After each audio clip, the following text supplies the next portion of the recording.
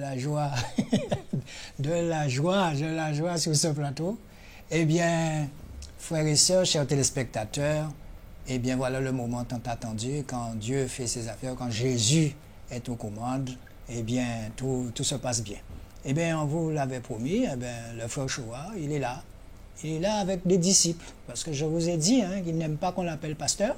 Donc c'est quelqu'un de simple comme nous, et il disait une fois qu'il va aux toilettes comme tout le monde. Alléluia. Donc voilà. Donc cet après-midi, justement, vous allez pouvoir lui poser toutes les questions qui viennent à votre cœur. J'aime bien parler du cœur au lieu de la tête. Donc voilà, les choses sont simples. Mais avant tout, bienvenue mon frère. Merci. Merci. Te voilà encore dans les îles. Ça fait plaisir de me retrouver de nouveau aux Antilles, en Guadeloupe notamment. Amen. Et voilà, bonsoir, bonjour à tout le monde. Voilà, on Alors, n'est pas... Jérémy. Je me présente, Jérémy, moi je suis un local. Le moment délocalisé sur Paris. Voilà. C'est un plaisir aussi de revenir aux sources. Voilà. Par la grâce du Seigneur, on va partager. Et le frère Alain. Alain. Ouais. Première fois en Guadeloupe, c'est très beau. Ça ressemble un peu à l'Afrique d'où je viens, du Gabon. Amen. Et on est heureux d'être là. Amen, amen, amen, amen. Eh bien, moi, le Seigneur m'a mis à cœur de vous concocter une petite friandise, qu'on va dire comme ça. Donc, je vais vous laisser. Et ensuite, vous allez prendre le bateau en main. D'accord? Mais Jésus est toujours à bord. Donc, je vous laisse avec ce petit. Amen. Et ensuite, tu vas commenter ce que tu as vu. D'accord. Okay? Eh bien, je vous dis à la prochaine.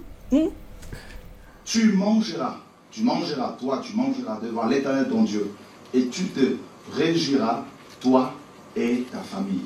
Donc, pour l'instant, nous nous arrêtons là. Ces versets nous parlent de la première catégorie, de la première sorte de dîme. Et si vous lisez bien, vous verrez que cette dîme revenait à la personne elle-même, d'après la parole de Dieu. Je vais prendre un passage dans Jérémie. Jérémie, c'était un enfant quand Dieu l'a appelé. Il était tout jeune. Et quand Dieu va l'appeler, il va lui dire cette phrase. Parce que Jérémie va avoir peur, il va se dire, mais je suis un enfant. Si Dieu m'appelle, qu'est-ce que je peux faire moi? Je n'ai pas de force, je n'ai pas de capacité. Quand on est petit, des fois, on pense qu'il y a des choses qu'on ne peut pas faire. C'est vrai qu'on ne peut pas tout faire. Parce qu'à cause de notre âge, il y a des choses où ça ne correspond pas à notre âge, donc on ne peut pas les faire encore. Mais avec Jésus, on peut faire beaucoup de choses quand on est encore jeune.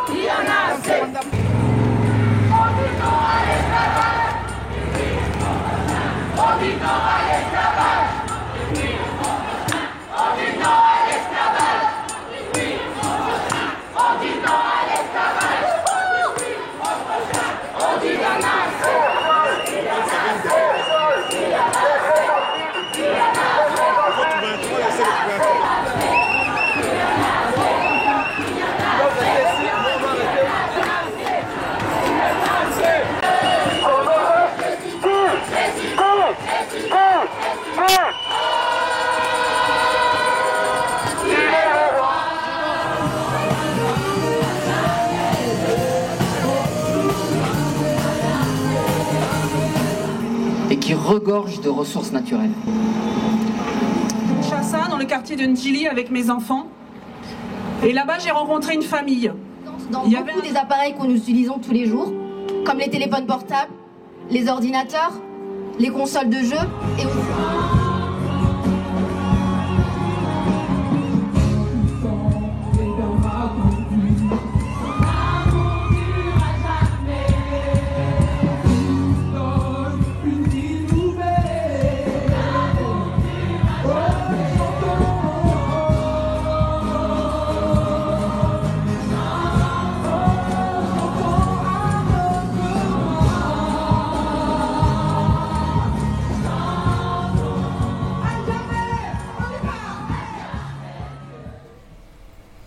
Que du bonheur. Alléluia! Non, mais vous savez, depuis quelque temps, le Seigneur me dit que les choses sont simples, les choses sont simples. Voici dans la simplicité. Alors là, donc on a fait une petite rétrospective de tout ce que vous faites.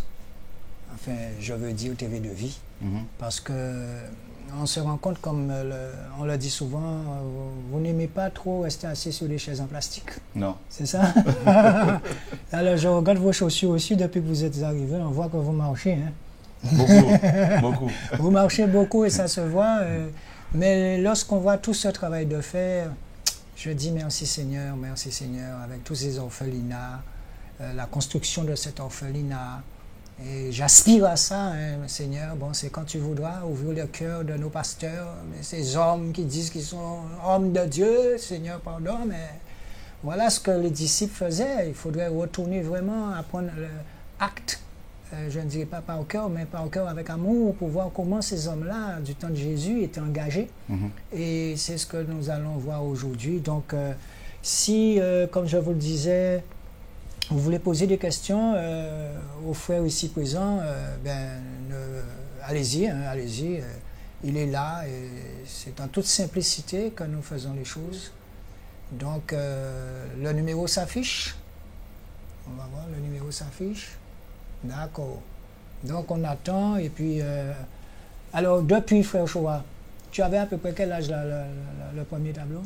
Oh, je me rappelle plus, mais en tout cas, je sais que c'était en Côte d'Ivoire. Ouais. Et c'est un message, ce message sur la dîme, justement, a bouleversé beaucoup de personnes là-bas. Et beaucoup de pasteurs.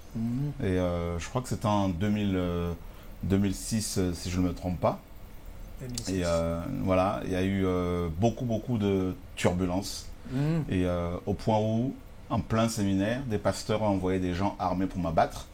Parce que quand ils ont appris que nous dénoncions la dîme, et quand ils ont appris cela, ils ont envoyé des gens. Donc on a dû arrêter le séminaire. Et c'était un mercredi, je me rappelle. On avait commencé un mardi, on devait finir un dimanche.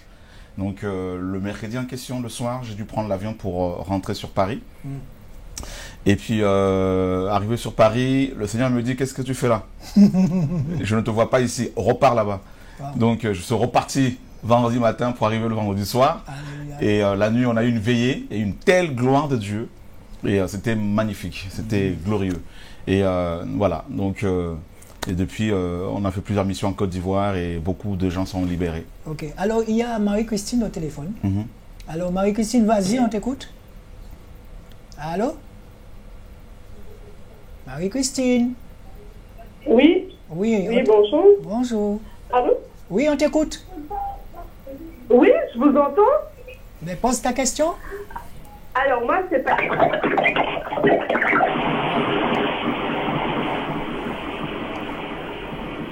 Ah, il y a un petit souci technique. Son portable. Elle a plongé comme Pierre dans l'eau, là. Bon, ben reviens quand tu veux.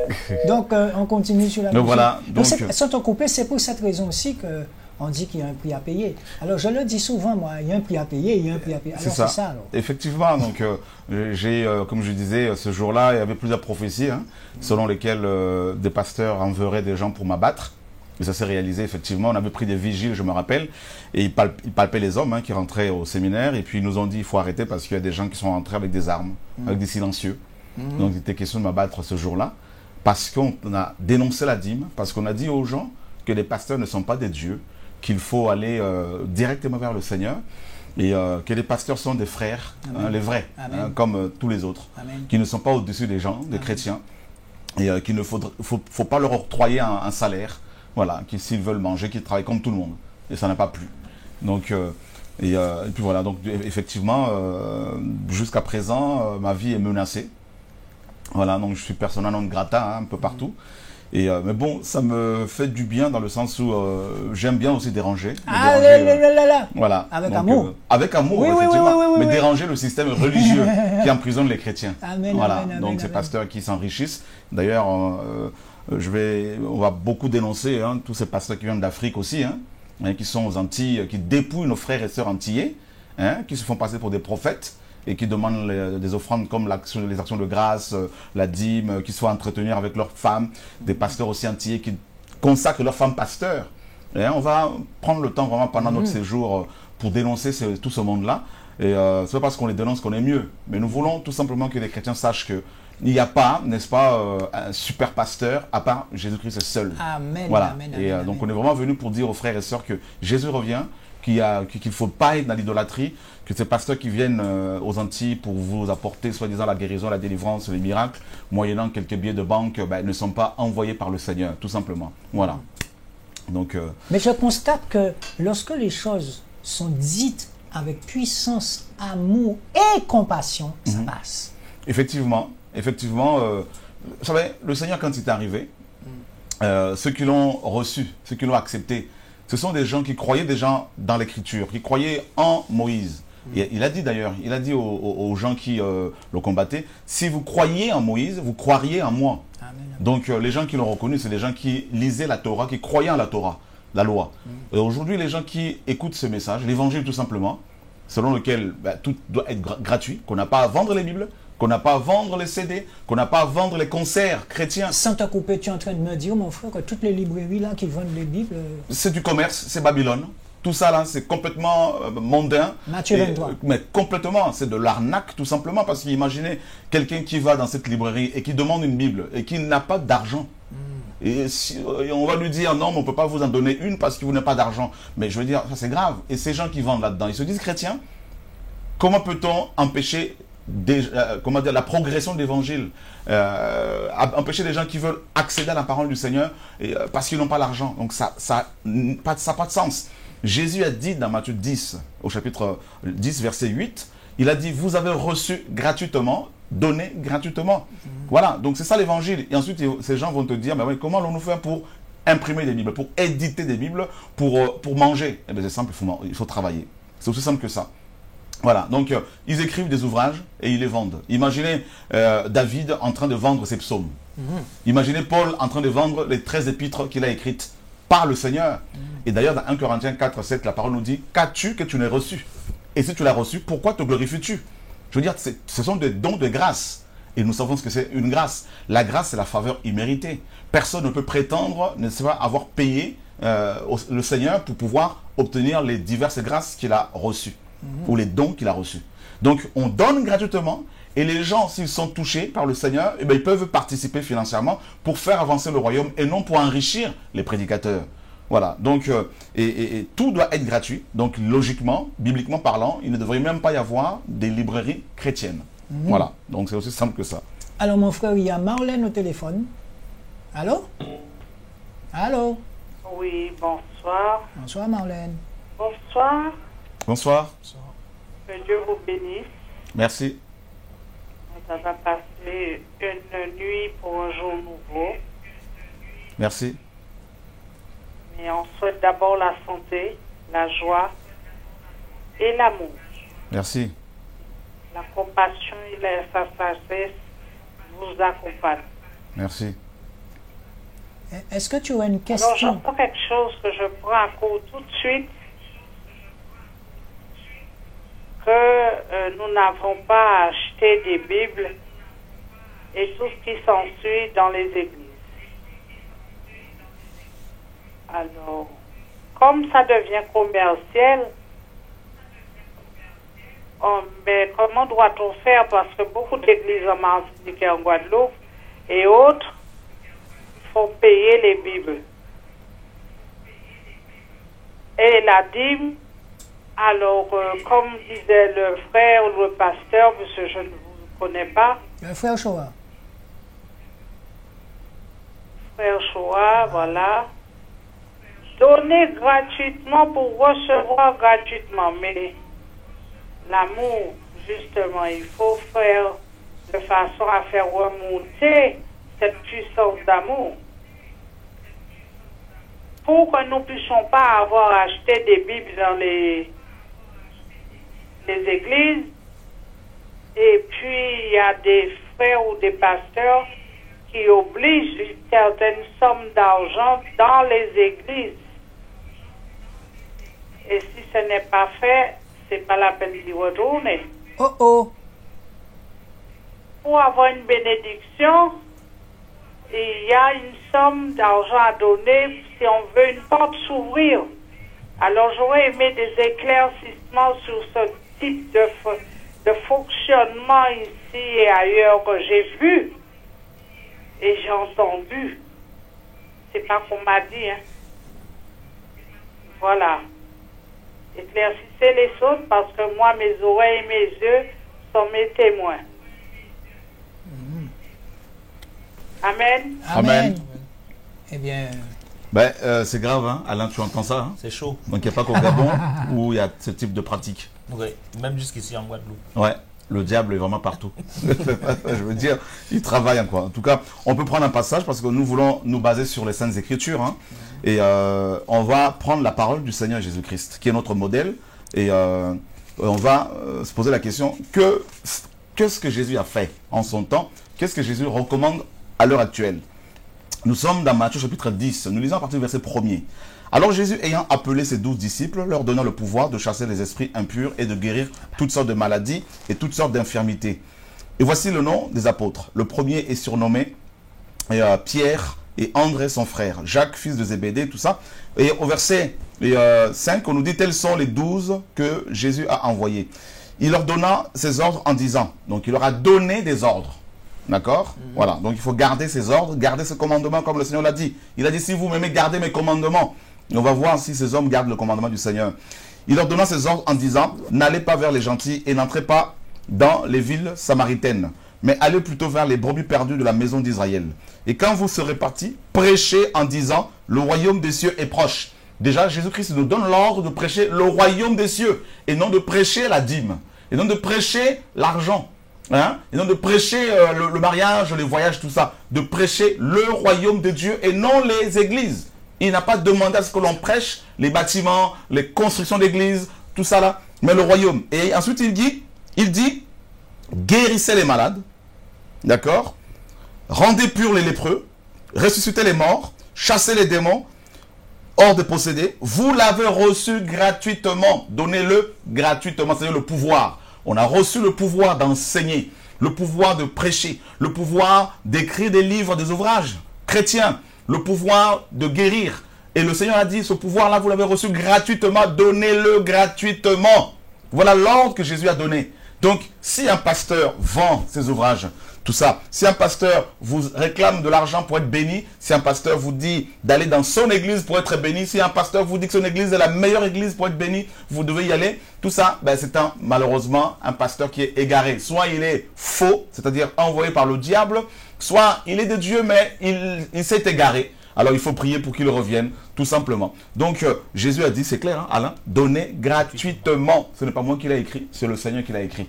Ma question, comment vous faites? Très bonne question. Et ben, figure-toi, mon frère, que la foi chrétienne est basée sur la vie chrétienne est basée sur la foi. Voilà, la foi. Jésus a dit, n'est-ce pas, que tout doit être fait par la foi. Le juste vivra par la foi. Nous dit la parole. Habakkuk l'a dit. Amen. Paul l'a enseigné. Tout ça. Donc, eh ben, c'est la foi. C'est-à-dire, nous partageons l'évangile du Seigneur, comme cette Bible que Jésus m'a demandé de traduire. N'est-ce pas? Et vous voyez bien, elle est strictement interdite à la vente. Et quand le Seigneur m'a demandé de faire cette traduction, et ben, j'en ai parlé aussitôt aux frères et sœurs. Et figure-toi qu'en moins d'un an, on a présenté la vision aux frères et sœurs, et en moins d'un an, Jésus a donné 500 000 euros. Voilà, je n'ai même pas pris 1 euro là-dedans. Et on a sorti, grâce au Seigneur, aujourd'hui 45 000 exemplaires. Et si je devais vendre cette version, j'allais empocher personnellement 2 200 000 euros. Wow. Voilà. Donc, on ne peut pas empêcher la progression, on ne doit pas empêcher l'évangile de progresser en le vendant. Voilà. Donc, et cette version, elle est gratuite. Elle est aussi téléchargeable. Hein, donc, on a fait une application qui aussi est gratuite. Donc, Jésus a dit, il faut donner gratuitement. C'est aussi simple que ça. Paul, vous savez, l'Église est née dans Acte 2. À partir de Acte 2, quand l'Esprit est descendu, l'œuvre de la croix a été, n'est-ce pas, officiellement activée dans la vie des gens. De Acte 2 à Apocalypse 22, aucun pasteur, aucun apôtre, aucun prophète, aucun docteur n'a pris la dîme de quelqu'un. Aucun pasteur n'a exigé de l'argent à quelqu'un. Paul a chassé les démons au nom de Jésus. Pierre a chassé les démons au nom de Jésus. L'ombre de Pierre a chassé les démons et aucun d'eux n'a pris un salaire. Paul pouvait dire, j'ai pris un salaire chez vous pour servir les autres, c'est-à-dire pour donner aux autres. Tout ça là, et il disait, ses mains ont pourvu à mes besoins. Et quand je vois l'état de nos églises aujourd'hui, quand je vois des chrétiens qui sont en prison, des chrétiens à qui l'on fait croire que s'ils ne payent pas la dîme, qu'ils ne seront pas bénis, qui suivent ces prophètes, ces pasteurs qui sont sur Facebook avec la photo de leur femme, tout ça, c'est des photos modifiées avec Photoshop. Quand je vois ces images-là, mon cœur saigne parce que je me dis, mais tous ces millions de gens qui vont en enfer, parce qu'ils sont idolâtres, parce qu'ils pensent que ces hommes vont leur apporter la bénédiction, alors que les Écritures nous disent, dans Éphésiens 3, Paul dit, n'est-ce pas, béni soit Dieu, le Père, Jésus-Christ notre Seigneur et Sauveur, qui nous a bénis de toutes sortes de bénédictions spirituelles dans les lieux célestes en Jésus-Christ. Donc nous sommes déjà bénis par le Seigneur. Donc on n'a pas à chercher quelqu'un pour être béni de nouveau. C'est fini ça, on est béni, on est déjà en Christ là-haut. C'est ça notre identité, notre position dans le Seigneur. Donc effectivement, il est question d'ouvrir les yeux aux frères et sœurs pour qu'ils puissent sortir de ces prisons qui les empêchent d'aller vers le Seigneur. Voilà. Enfin, je t'ai posé la question, comment vous faites? Mais ça avait toute sa portée. C'est une affaire de foi. C'est ça. Parce que depuis que je connais TV de vie, je reçois des Bibles. Je me souviens que j'étais venu à Paris, tu m'as donné près de 5 boîtes de Bibles emmenées ici. C'est ça. Mais il faut que les gens comprennent que ça a un coût. Effectivement. Ça a un coût. Parce que dire la vérité, c'est ce qui compte. Et cette liberté, cette vérité te rend libre de parler. C'est ça. Il n'y a rien à cacher. Effectivement. Donc voilà. On a un appel? Christian, on t'écoute Christian. Oui, allô, bonsoir. Bonsoir. Que Dieu puisse vous bénir tous sur ce plateau. Merci. Merci. Je voudrais poser une simple petite question qui va peut-être amener à d'autres questions. D'accord. Est-ce que vous aimez vraiment Dieu?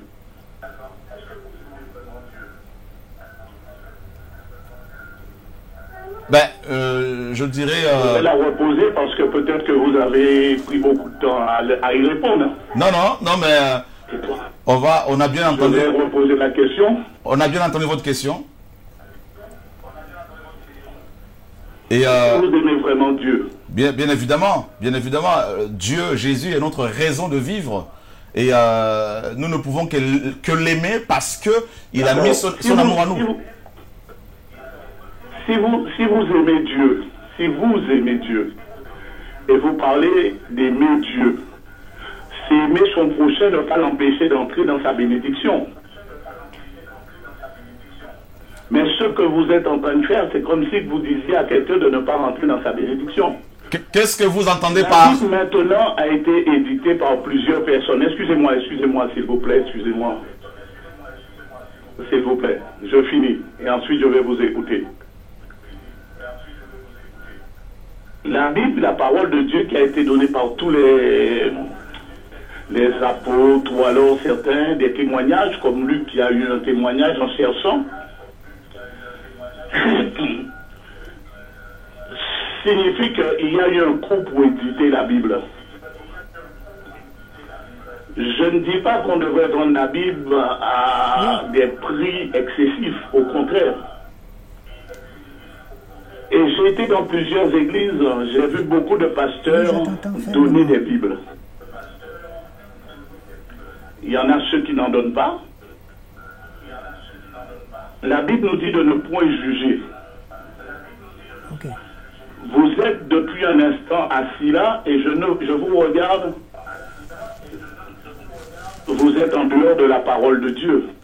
Monsieur, excusez-moi, quelle est votre Parce que question? vous êtes en train de juger les autres. Monsieur, quelle est votre question? Je finis, s'il vous plaît, vous me laissez finir, monsieur. Non, mais on a d'autres personnes qui veulent poser. Tout à l'heure, la dame a parlé, elle n'avait pas posé de questions, mais moi, je pose des questions. Non, vous ne posez pas de questions, vous êtes en train... Je parle au niveau de la parole de Dieu. Non, excusez-moi, mais vous ne posez pas de questions là. Là, vous êtes en train d'affirmer... Je suis en direct, alors il ne faut pas que je reste trop longtemps, d'accord, c'est ça? Voilà, parce qu'il y a d'autres personnes qui voudraient poser des questions. D'accord, bien que Dieu vous bénisse et restez sur ce que vous dites. Ce que vous dites est complètement faux, parce que non, la Bible nous dit, cette Bible que vous tenez dans votre main, elle dit de ne point juger et de ne point être injuste envers qui que ce soit, même vis-à-vis du faux, même vis-à-vis du vrai, car la seule et unique personne qui connaît le cœur des hommes, c'est Dieu.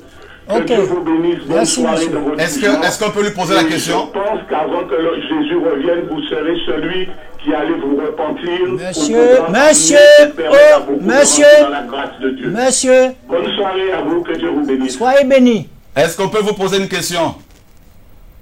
Il est déjà parti. Il est parti. Alors voilà quelqu'un qui est certainement secoué parce que je pense que soit c'est son entreprise qui va s'écrouler. Amen. Hein, donc soit c'est l'entreprise de ses amis qui va s'écrouler certainement. Donc c'est la panique à bord. Donc je peux comprendre tout à fait son comportement. C'est peut-être un libraire. Certainement, ça doit être un libraire ou peut-être un ami d'un libraire ou certainement un pasteur hein, qui est secoué parce qu'il s'aperçoit que son entreprise, grâce à laquelle il vit, va fermer. Donc écoutez, il dit que Luc a fait des recherches, que ça avait un coût. Et je crois que c'est Luc qui avait, n'est-ce pas, comment dire, dépensé beaucoup d'argent en faisant ses recherches. Hein, il aurait pu, il en parlerait. Et Jésus a dit, on a lu un passage biblique, parce qu'il dit que nous ne sommes pas bibliques. Il dit que nous sommes contre le fait que les gens doivent rentrer dans leur bénédiction. Donc je ne sais pas déjà qu'est-ce qu'il entend par rentrer dans leur bénédiction, parce que nous sommes déjà bénis. Amen. Jésus a dit nous sommes bénis. Donc voilà, qui va faire rentrer qui dans sa bénédiction, parce que nous sommes déjà bénis. Voilà, donc la parole le dit. Et cet homme parle malheureusement sans se baser sur la parole. Hein, donc on sent quand même qu'il y a de l'amertume, tout ça. Et puis voilà, donc tout est gratuit. Jésus a donné un ordre. Vous avez reçu gratuitement, donné gratuitement. Les histoires de coûts, ça coûte un coût. On a sorti cet exemplaire-là, on a dû dépenser plus de 270 000 €. Eh bien, ça a été financé gratuitement, librement par des frères et sœurs. Et cette version est distribuée gratuitement. Donc, oui, ça a un coût. Mais le coût, eh bien, c'est Dieu qui donne les moyens pour pouvoir imprimer les ouvrages. Voilà, c'est aussi simple que ça. Eh bien, on a Christine au téléphone. Bonsoir, Christine. Allô? Allô? Allô? Oui, bonsoir Christine. Oui, bonsoir. En fait, moi, ce que je voudrais, c'est juste encourager les frères Jérémy, Chora et Alain. Je suis Marie-Christine, je suis en vacances en Martinique, je suis d'Evry. Et je connais très bien les frères. Je pense que sur la voie, éventuellement, le frère Chora m'aura reconnu. C'est ça. Kemberet Pamoli. Ta question, ma soeur. Voilà, frère Chora, ça va? Ça va, Dieu fait grâce, merci.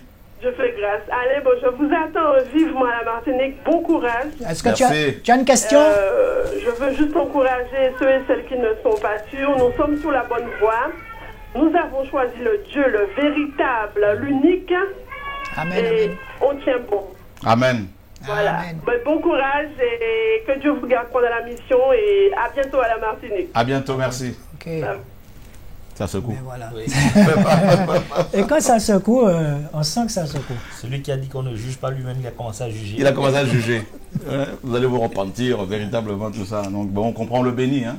On le bénit et puis c'est normal que... Est-ce que nous sommes en train de mentir? Non, c'est une vérité. Et c'est pour ça qu'on parle librement avec amour. Alléluia, c'est ça. Alléluia. C'est ça. Donc la bénédiction... rentrer dans sa bénédiction. Alors, c'est simple. Si quelqu'un veut être béni, ben, il n'a qu'à ouvrir son cœur au Seigneur Jésus-Christ. Voilà. Parce que la plus grande bénédiction, c'est Jésus. Hein. Voilà. Donc, les gens pensent que l'argent, c'est la bénédiction. Non. L'argent, monnaie, est une richesse créée par l'homme.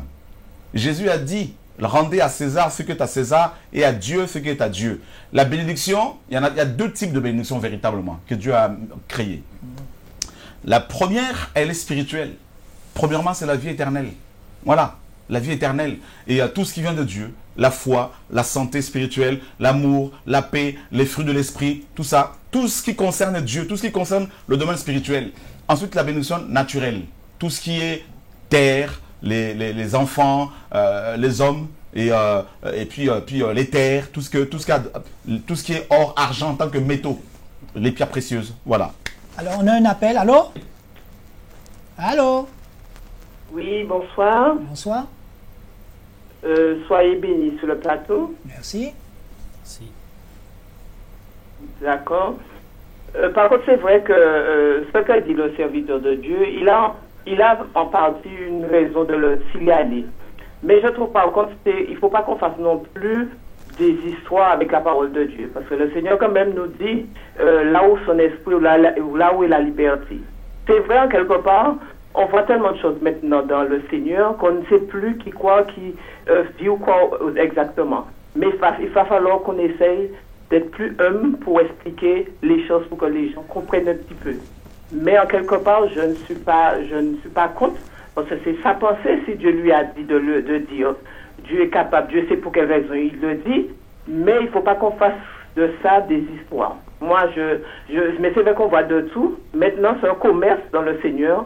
Même quand on va dans les séminaires, on voit que les serviteurs, avant de prêcher la parole, ils font leur commerce, ils présentent leurs livres. En fait, il n'y a plus de respect pour Dieu, en gros. Moi, c'est ça que je voudrais dire. Mais qu'ils tiennent leur coup, si vraiment c'est Dieu qui lui a donné la manière de le dire, pour ouvrir quand même les yeux de ses enfants, que Dieu soit béni, soit loué. Mais après, il faut qu'on soit un petit peu sage dans les explications. Mais que Dieu le bénisse et que le Seigneur fasse son œuvre. Ma sœur, merci. Et merci. Mais, oui, un des problèmes que nous avons aussi pour répondre à cette sœur, vous voyez, elle reconnaît qu'il y a du commerce. Elle reconnaît que il y a beaucoup des serviteurs, soi-disant, je dirais plutôt des escrocs, quand ils font leur séminaire, commencent d'abord par vendre leurs ouvrages. C'est vrai ou c'est pas vrai? C'est vrai, elle le reconnaît. Elle le reconnaît. Donc c'est la vérité. Mais en même temps, elle dit qu'il faut de l'humilité, il faut de la sagesse. Voilà le problème de beaucoup de chrétiens. Moi, je dis plutôt que beaucoup sont religieux. Pourquoi? Parce que Jésus a pris un fouet. Il est rentré dans le temple, notre modèle parfait. Il a fouetté les gens, il a renversé les tables de changement de monnaie, il a viré du temple les vendeurs de bœufs, hein, tout ça, avec leur monnaie, tout ça là. Ça, c'est Jésus qui le fait. Ah. Je n'en suis pas encore arrivé à ce point-là. Ni Alain, ni moi, ni toi, ni qui que ce soit. Mais Jésus a fait cela. Alors, moi, on en a un peu, excusez-moi, mais on en a un peu marre de ces chrétiens religieux qui nous bassinent les oreilles avec la sagesse. Il faut de l'intelligence, il faut de l'humilité, il ne faut pas condamner, il ne faut pas juger. Alors que le nom du Seigneur est blasphémé à cause de nous. Parce que tous ces scandales qu'on entend en Europe, en Afrique, en Asie, aux États-Unis, dans les Antilles, concernant des pasteurs qui couchent avec des femmes d'autrui, qui violent des jeunes femmes, qui divorcent, qui se remarient, ben, il faut que des gens se lèvent pour pouvoir dénoncer ces pratiques-là. Voilà. Donc on le fera, n'en déplaise aux gens. Et ce n'est pas ça, le manque d'amour ou d'humilité. C'est biblique. Voilà. On a un autre appel. Allô? Oui, allô? Oui. Oui, allô? Oui, allô? Oui, tu peux te présenter? Oui. Tu peux te présenter? Je suis Jacques de Martinique. D'accord. Tout à l'heure, j'ai entendu qu'ils ont pu pour acheter des Bibles pour faire éduquer. Pardon. C'est bien ça. On n'a pas bien entendu. J'ai entendu. Ah, d'accord. J'ai entendu le frère dire tout à l'heure qu'ils ont fait une fête pour faire éduquer la Bible. Ça passe en HUV. Oui, en fait, des frères et sœurs ont fait des offrandes librement hein, pour pouvoir faire imprimer cette version, effectivement. Il est parti, il n'est pas là. Ça ne passait pas bien. Bon, continue. Voilà, donc on va prendre un passage dans les Écritures parce que nous voulons rester bibliques. On ne veut pas être dans les raisonnements. Non, il ne faut pas ci, il ne faut pas ça, il faut la sagesse, l'intelligence, il ne faut pas condamner, tout ça. Enfin, bref, c'est parce que beaucoup n'osent pas parler que nos églises sont aussi malades. Voilà, donc il faut qu'on arrête un peu avec cette mentalité-là. Voilà, et ça, honnêtement, c'est bon. Donc, Et quand le Seigneur a envoyé des gens, à chaque fois qu'il a envoyé des gens, des croyants disaient, taisez-vous. Voilà, racontez-nous des chimères. Voilà, ne dites pas des vérités. Voilà, donc nous sommes dans Éphésiens, chapitre 5, le verset 11. Qu'est-ce que Paul dit ici? Et il dit, et ne participez pas aux œuvres infructueuses des ténèbres ou stériles, mais plutôt condamnez-les. Voilà, il faut pas participer, il ne faut pas avoir part à ces œuvres-là, mais il faut les condamner, il faut les réprouver, il faut les rejeter. Et bien c'est ce que Dieu demande. Je suis désolé, on n'est pas les premiers à dénoncer ces choses-là. C'est pas parce qu'on le dénonçait que nous sommes mieux. Et c'est biblique. Voilà. Donc. On a un appel. Allô? Allô? Allô, bonsoir. Bonsoir. Allô, bonsoir. Bonsoir. Bonsoir. Bonsoir, frère d'Alexis. Bonsoir, mes frères en Christ. Bonsoir. On écoute ta oui, question. Je vous bénis. Et je voudrais juste rajouter une chose sur ce que j'ai entendu. Le frère a parlé des gens qui sont religieux. Mais effectivement, les gens qui sont religieux sont dans une religion. Le Seigneur n'a pas demandé d'être dans une religion. À partir du moment où on nomme les choses, on nomme les rites, la manière dont on veut servir Dieu, c'est une religion. Le Seigneur cherche ses enfants. Le Seigneur cherche ses adorateurs. C'est ce que le Seigneur cherche. Et effectivement, tous ceux qui se disent, qui veulent servir le Seigneur mais à travers leur religion, sont des religieux. À partir du moment où ils ont une dénomination. C'est ça. Effectivement, le Seigneur veut une relation avec les hommes. Et maintenant, malheureusement, le diable se sert des hommes pour mettre en place des dénominations, des religions. Et c'est pour cela que quand la vérité du Seigneur arrive pour secouer un peu ces systèmes établis par les hommes, eh ben, ceux qui y sont attachés sont automatiquement furieux. Bien sûr, ils sont interpellés, ils sont secoués, et ils peuvent réagir violemment. Et voilà, ils ne veulent pas forcément se baser sur les Écritures, mais plutôt sur les traditions. Voilà, on a toujours fait les choses comme ça, alors pourquoi changer? Donc, alors, on me dit en régie qu'il y a trop d'appels. Est-ce que vous pouvez être bref dans vos questions, s'il vous plaît? Merci. Il y a quelqu'un là? Mais... Jérémy, ça secoue. Il n'est pas habitué. Hein. Allô? Allô? Oui, bonsoir. Bonsoir. Je voulais juste dire, j'écoute l'émission depuis un bon moment, je bénis Dieu. Dieu entend le cri de ses enfants qui souffrent. Amen, amen, amen. Il a dit qu'il ne donnera pas sa gloire à un autre. Et aujourd'hui, beaucoup des enfants de Dieu sont mis à part. Parce qu'il y en a qui ont compris que Dieu n'était pas un marché, que Dieu n'était pas un commerce. Il a dit, venez à moi, vous tous qui êtes fatigués et chargés. On était dans le monde, on a vécu des choses. Aujourd'hui, on est en train de prendre tout ce qui est dans le monde et de le maquiller et de l'emmener à Dieu. Il faut qu'on arrête. Et je pense que Dieu entend et aujourd'hui il est en train d'agir. Je bénis le nom de Jésus. Amen. Il a dit, vous connaîtrez la vérité vous rendra libre. Amen. Ma soeur, nous sommes en Christ, mais nous ne sommes pas encore libres. Beaucoup de choses nous enchaînent encore.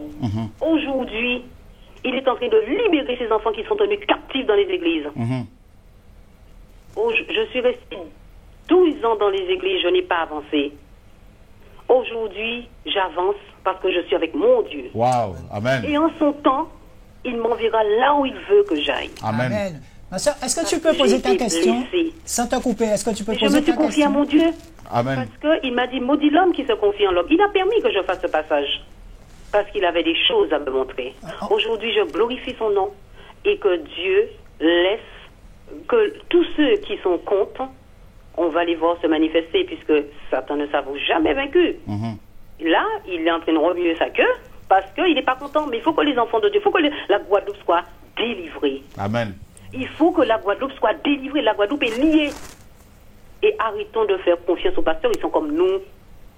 Ils sont comme nous. Il faut arrêter. Là, le temps de Dieu est arrivé. Et il faut si nous sommes en Christ, soyons des enfants de Dieu. Amen. Arrêtez. On veut le monde et on veut Dieu. Alors, il a dit que ton oui soit oui. On me dit en régie qu'on a beaucoup d'appels. Que le nom de Jésus soit béni. Amen. Et que vous soyez bénis. Et faites le travail que Dieu vous demande de faire. On t'aime, ma soeur. Amen. Amen. Allô? Allô? Oui, bonsoir. Posez votre question, s'il vous plaît. Bon. OK. Alors, je voudrais préciser aux téléspectateurs, posez votre question, parce qu'on a tellement d'appels, il y a des gens qui voudraient poser des questions. Alors, je vous le dis avec beaucoup d'amour, hein, posez vos questions. Une question, parce qu'il y a beaucoup de gens, me dit en régie, qui veulent poser des questions. Bon, alors on a fait aujourd'hui. Je crois qu'il y en a aussi qui n'ont pas forcément des questions, mais qui veulent peut-être témoigner aussi, courtement, de ce qu'ils vivent ou ce qu'ils ont vécu. Oui, oui. Je pense que ça peut aussi encourager les autres. Voilà, courtement. L'amour est patient, plein de bonté, supporte tout. Amen. Alors, Eric. Eric. Oui, allô, bonjour. Bonjour. Bonjour. Bonjour. Ben, j'appelle parce que j'ai 2 questions à poser. D'accord. Alors, la première question concerne le livre d'Ésaïe, chapitre 7, verset 14. D'accord. Voilà, c'est pourquoi le Seigneur... voilà. Vous donnera un signe, tout ça, ouais. Concrètement, il annonce un nom qui s'appelle Emmanuel. D'accord. Donc, j'aimerais savoir comment de Emmanuel on est passé à Jésus et aussi à Yeshua, parce que c'est tous les noms qu'on entend maintenant. Donc, j'aimerais savoir comment une étymologie peut autant changer. Et ma deuxième question, elle est sur le livre de Jean, au chapitre 9 et verset 4. Il faut que je fasse, et c'est Jésus qui parlait, il faut que je fasse, tandis qu'il est jour, les œuvres de celui qui m'a envoyé. La nuit vient où personne ne peut travailler. Alors, expliquez-moi ce verset. Ok, donc rapidement, en fait, le passage dont il est question... D'abord, la première question. Voilà, en fait c'est Ésaïe 7 effectivement et Matthieu chapitre 1er. Non, Jean verset 9. Non, on l'appellera Emmanuel. Donc là je réponds d'abord à la première question mon frère. Voilà, donc il est question d'Ésaïe 7, 14 et Matthieu chapitre 1er. L'ange dit effectivement à Marie que l'enfant qui naîtrait s'appellera Emmanuel. Alors il faut traduire ça plutôt littéralement, c'est-à-dire il s'appellera Dieu parmi vous. Hein? Dieu parmi les hommes, Dieu parmi vous et parmi nous. Et c'est exactement ce qui s'est passé tout au long du ministère de Jésus-Christ. D'accord, mais c'est en quelle langue en fait qui est dit D'abord c'était en hébreu, parce que Ésaïe 7, 14. D'accord. Voilà, c'est en hébreu. En hébreu, Jésus veut dire Emmanuel. Non, c'est pas ça. C'est pas ça. C'est ce que vous avez dit en fait. Non, c'est pas ça. Vous n'avez pas compris. Laissez-moi peut-être finir et puis vous allez comprendre. D'accord, je vous écoute. Vous avez posé deux questions. Et je pense il y a beaucoup de gens qui veulent poser des questions. Voilà, c'est un condensé en fait. Voilà, donc Ésaïe, c'est bien sûr, c'était écrit en hébreu. Et ensuite, Matthieu 1, où il est question d'Emmanuel de nouveau, c'est dans le grec. Et le nom Emmanuel signifie, comme vous l'avez compris, Dieu parmi les hommes.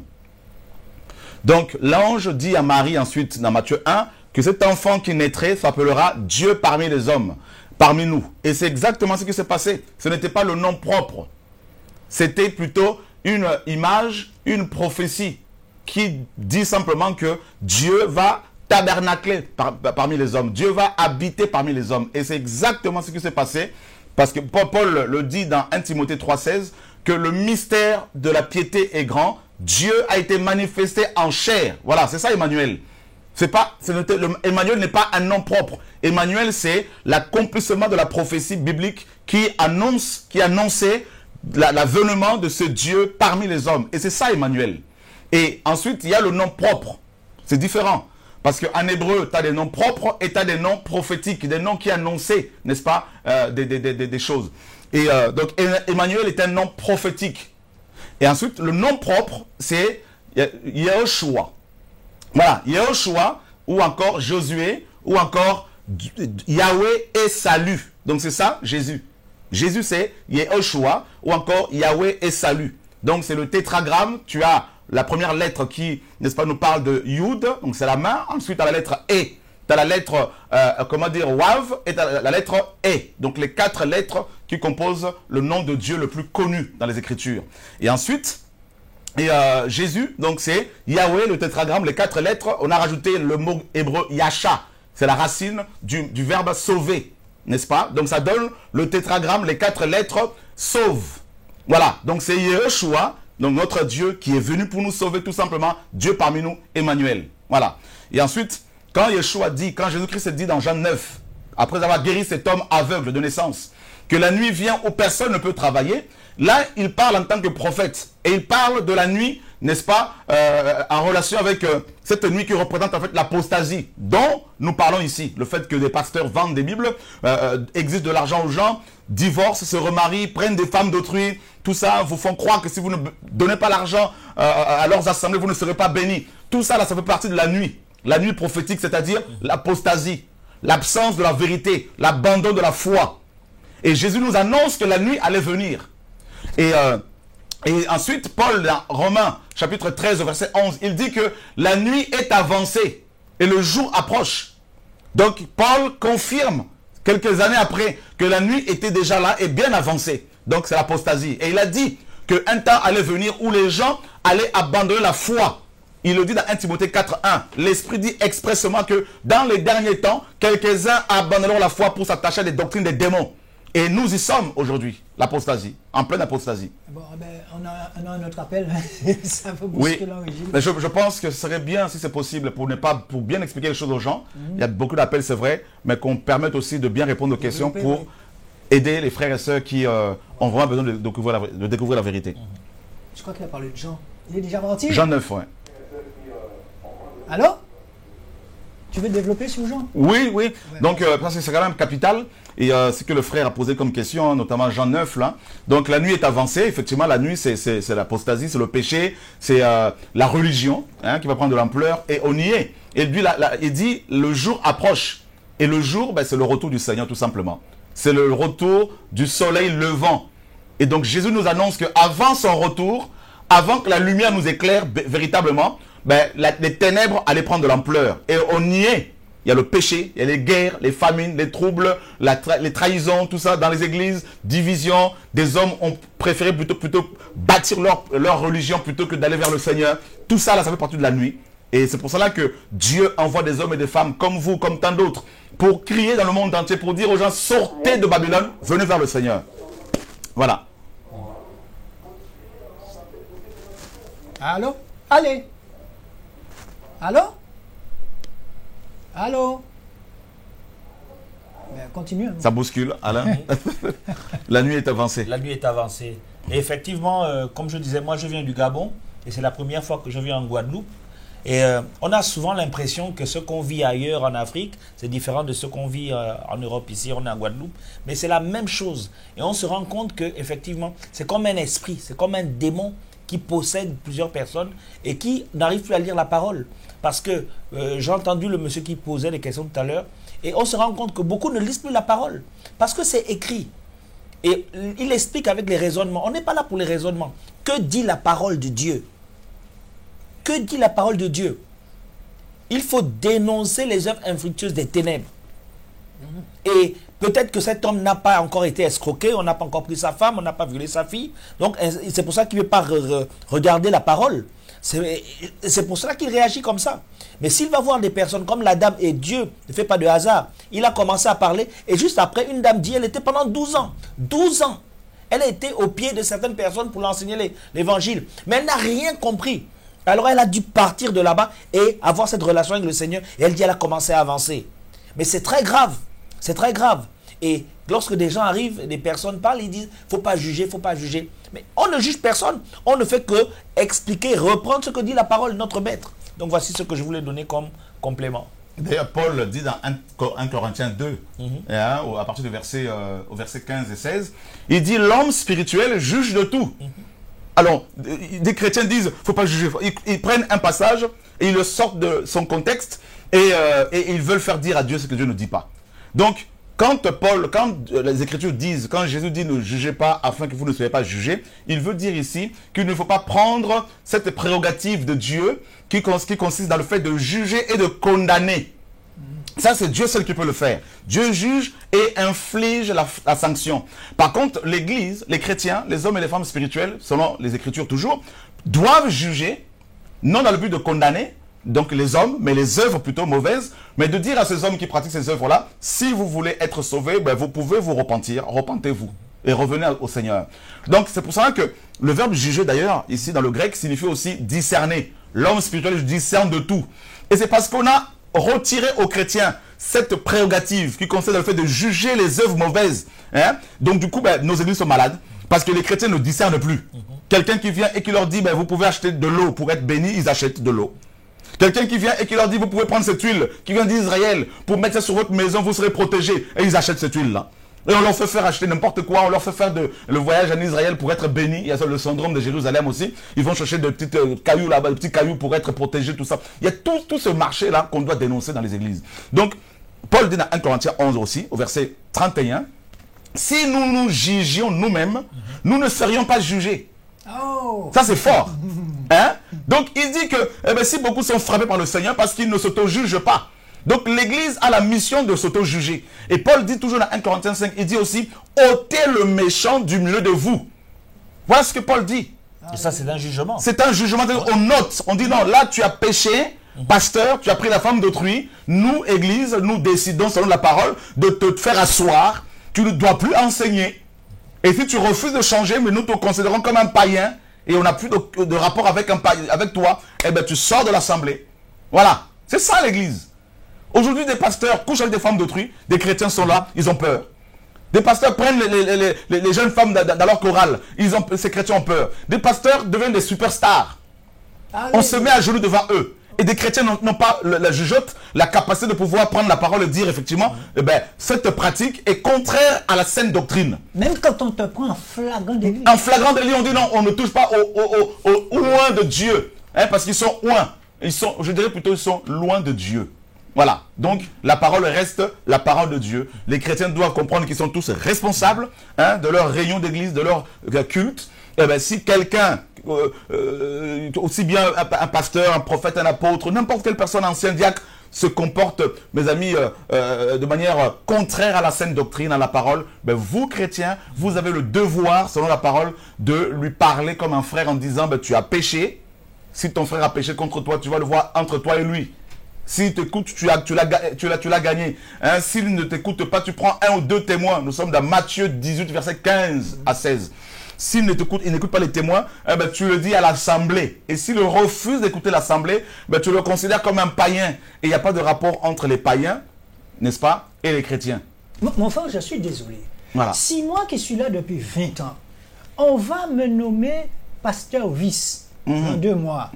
Comment tu veux que je puisse dénoncer le pasteur si je le vois coucher avec quelqu'un? Je vais perdre ma place. Il ne va pas me nommer. Il ne va pas m'ordonner. Je suis d'accord avec toi que beaucoup ont peur à cause de ça. Tu sais, dans Jean chapitre 12, à partir du verset 43, 42 notamment, la parole nous dit que beaucoup de chefs parmi les pharisiens avaient cru en Jésus, mais n'osaient pas le confesser publiquement parce qu'ils avaient peur d'être exclus de leur synagogue. Car ils aimèrent la gloire de Dieu, la gloire des hommes, plus que la gloire de Dieu. Rien n'a changé. Rien n'a changé. Comme Nicodème. Donc, c'est comme Nicodème, même, la nuit, il est allé voir le Seigneur parce qu'il avait peur d'être vu. Hein? Sinon, on allait lui demander, mais qu'est-ce que tu es parti faire chez ce jeune-là qui a dévié, hein, ce fou, ce possédé? C'est comme ça qu'ils appellent le Seigneur un possédé. Il est possédé d'un démon. Donc, beaucoup avaient cru en lui. Beaucoup de pasteurs, comme tu le sais, mon frère, dans ces églises, dans nos églises, savent de ce qu'on appelle les pasteurs assistants. Je n'ai pas besoin de la Bible, hein, pasteur assistant, pasteur de la jeunesse, je n'ai pas besoin de la Bible.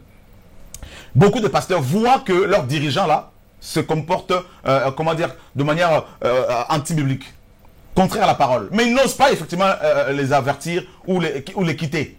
Parce qu'il y a plusieurs raisons. Il y en a, ils ont peur d'être dénoncés, rejetés, peur de ne plus être payés parce qu'ils ont des crédits sur le dos et tout ça. Mais le Seigneur dit quoi? La crainte de l'homme tend en piège. Donc, qu'est-ce que ces pasteurs veulent? Qui aiment la vérité pourtant et qui constatent qu'il y a des choses qui ne vont pas. Vous voulez plaire au Seigneur ou plaire aux hommes? Paul dit dans Galates 1:10, est-ce la faveur des hommes que je cherche ou celle de Dieu? Si je plaisais encore aux hommes, je ne serais pas serviteur de Dieu. Voilà. Paul arrive dans une ville, il dénonce l'idolâtrie. Pierre arrive dans une ville, il dénonce le péché. Jacques a dit aux riches, votre argent est pourri, votre or est rouillé. Comment voulez-vous, mes amis, pourquoi voulez-vous associer, pourquoi associez-vous l'évangile avec l'argent? Mon frère, sans te couper, mais toutes les statues qu'on voit en Guadeloupe là, il y a même des mères qui ont des statues devant leur maison. Donc, je ne sais pas, au tribunal, c'est la même Bible qu'on te demande de prêter serment dessus. c'est le contenu des Bibles que tu es en train de parler là, qui ne va pas. Effectivement, ça ne va pas. Non, pourquoi? Parce que si le monde est dans cet état aussi, c'est parce que aussi la plupart de nos églises sont malades. C'est ça le problème. C'est que, là, il y a une sœur qui le disait tout à l'heure, quand on cherche le monde, malheureusement, on le trouve souvent dans nos églises. Et quand on cherche souvent l'église, on la trouve souvent dans le monde. On a l'impression que des inconvertis sont plus attentifs aux souffrances des autres que ceux qui se disent chrétiens. Regardez dans le monde. Certains riches, bien qu'ils n'ayant pas le Seigneur, ils vont quand même aider les pauvres, les orphelins. Ils vont ouvrir des restos du cœur. Comme en France. Celui qui a ouvert le resto du cœur, ce n'était pas un chrétien. C'était un païen, un comique, un blasphémateur, qui se moquait même du Seigneur dans ses sketchs, tout ça là. Mais pourtant, il a mis en place des restaurants qui nourrissent les pauvres. Mais on voit ceux qui se disent chrétiens, ceux qui se disent prophètes, pasteurs, apôtres, amasser de l'argent, amasser des richesses. Il y en a qui sont guadeloupéens d'origine, d'autres viennent d'Haïti, d'autres viennent de la Dominique, de la Martinique, de la Guyane, de l'Afrique, la France. Ils viennent ici, ils prennent de l'argent, ils prennent des dîmes, ils prennent des offrandes depuis toutes ces années. Et demandez-leur combien d'orphelinats ils ont construits. Oh! Combien de veuves ont été assistées par ces hommes et ces femmes. Mais on les voit se dandiner comme des grands messieurs, comme des grandes dames. Allez voir leur Facebook, allez voir sur le net leurs photos. C'est comme des pachas. Et vous voulez qu'on se taise? Mais il ne laisse pas les gens parler au voilà. Ok. Alors, ma soeur, c'est que c'est important de développer pour la première fois parce que chaque fois qu'on va dans leur église bâtiment, justement, on ne vous laisse pas parler. C'est ça. Parle, ma soeur, parle. Je ne pensais pas que c'était en direct. Vas-y, parle. Désolée. Pose ta question. Allô? Oui, bonsoir. Bonsoir. J'appelle de la Martinique, je m'appelle Monique. D'accord. Je voulais... Vous m'écoutez? Oui, oui. On écoute. Voilà. Je voulais juste dire que c'est vrai que c'est des vérités que vous dites. Et beaucoup de pasteurs aujourd'hui qui sont dans les assemblées, peu importe, je n'ai pas jugé les gens, mais ils n'apprennent pas aux gens le combat spirituel. Et beaucoup de gens, de femmes, d'hommes sont assis dans les assemblées pour les écouter et ont besoin de délivrance, ont besoin de guérison. Et ça, ce n'est pas souligné. Et ces gens-là, dans leur ignorance, ils sont assujettis et ils attendent quelque chose. Donc, ils viennent tous les dimanches, ils viennent dans la semaine, pensant trouver un réconfort, trouver une solution. Et ils partent malheureusement abattus, aussi chargés qu'ils sont rentrés, parce qu'ils écoutent la parole de Dieu qui est très belle, mais il n'y a pas d'onction, il n'y a rien du tout et c'est que des mensonges. Malheureusement, il faut que vous appreniez au peuple à combattre, à les aider à connaître vraiment ce que c'est que le combat spirituel. Et je pense qu'il y aura beaucoup de gens qui seraient délivrés si nous leur donnons vraiment la clé qu'il faut. Donc, bonne soirée et merci pour votre émission. Au revoir. Merci, ma chère. Alors, tu développes? Déjà, pour commencer, la sœur disait qu'on parlait beaucoup, on ne laissait pas les gens s'exprimer. Vous savez, il y a tellement de choses à dire. Et on ne va pas répondre de manière succincte aux questions qui sont posées parce que l'objectif, c'est quoi? C'est de recevoir 1000 appels et répondre de manière, aléatoire ou répondre à 10 questions et développer ces questions pour permettre aux gens d'être correctement enseignés. Elle parlait tout à l'heure du combat spirituel qu'il faut apprendre aux gens à combattre. Ben, justement, c'est ce que nous essayons de faire depuis le commencement. C'est de dire, partager l'évangile aux gens pour qu'ils aient les moyens, les outils pour pouvoir s'auto, n'est-ce pas, délivrer ou, être libérés. Donc, ma sœur, vous ne serez pas délivré parce que vous allez dans une église. C'est écrit nulle part. Vous ne serez pas guéri parce que vous allez écouter un pasteur. C'est écrit nulle part. Vous voulez être délivré, vous voulez être guéri. La parole dit, quiconque invoquera le nom du Seigneur sera sauvé. Amen. Il faut qu'on sorte de cette mentalité qui veut qu'on doit aller dans les églises pour trouver du réconfort, pour trouver le repos, pour trouver la guérison, la solution. Le combat spirituel, ce n'est pas un homme qui va vous l'apprendre. Vous n'avez pas besoin qu'on vous enseigne sur le combat spirituel. Quand quelqu'un se convertit, l'Esprit de Dieu lui apprend comment combattre d'abord contre sa chair. Parce que les démons, ils ont été vaincus. Le vrai combat, ce n'est pas contre les démons, ils ont été vaincus. Satan a été vaincu. C'est contre notre propre chair. Donc, lisons la parole, prions le Seigneur, craignons Dieu, et on aura des victoires tous les jours. La guérison, c'est le Seigneur qui guérit, ce ne sont pas les hommes. Voilà, c'est ça l'évangile. Elle a parlé d'onction. Oui, il n'y a pas d'onction. L'onction, si vous voulez l'onction, vous priez le Seigneur chez vous. Il n'y a pas besoin de chercher. Vous savez, aujourd'hui, on cherche les pasteurs comme si on allait dans un supermarché avec son caddie. Voilà. ben tiens, ben, aujourd'hui je donne la guérison, ben tiens, je vais sur le rayon guérison, délivrance, miracle, qu'on arrête tout ça là. Qu'on arrête cette mentalité, qu'on sorte de cette mentalité complètement erronée. Si quelqu'un est sincère, si quelqu'un invoque le Seigneur chez lui, si quelqu'un prie le Seigneur sincèrement, Dieu peut le guérir, étant chez lui. Et maintenant, le Seigneur vous orientera vers ses enfants avec qui vous pouvez prier, partager. Voilà, donc on ne va pas être guéri parce qu'on va dans une église locale. Je ne dis pas que dans les églises, le Seigneur ne peut pas guérir les frères et sœurs, mais qu'est-ce que vous entendez par église aussi? Jésus a dit là où 2 ou 3 s'assemblent en mon nom, je suis là. Voilà, c'est ça l'évangile. C'est ça la parole. Donc, vous serez déçus si vous cherchez la guérison auprès des hommes, même auprès de nous. Nous ne venons pas en Guadeloupe pour vous dire nous allons vous guérir, vous soigner. C'est faux. Seul Jésus-Christ guérit et il est souverain et il fait ce qu'il veut. Cherchez-le. Et ensuite, le reste viendra. Si, bien sûr, c'est sa volonté parfaite pour votre vie.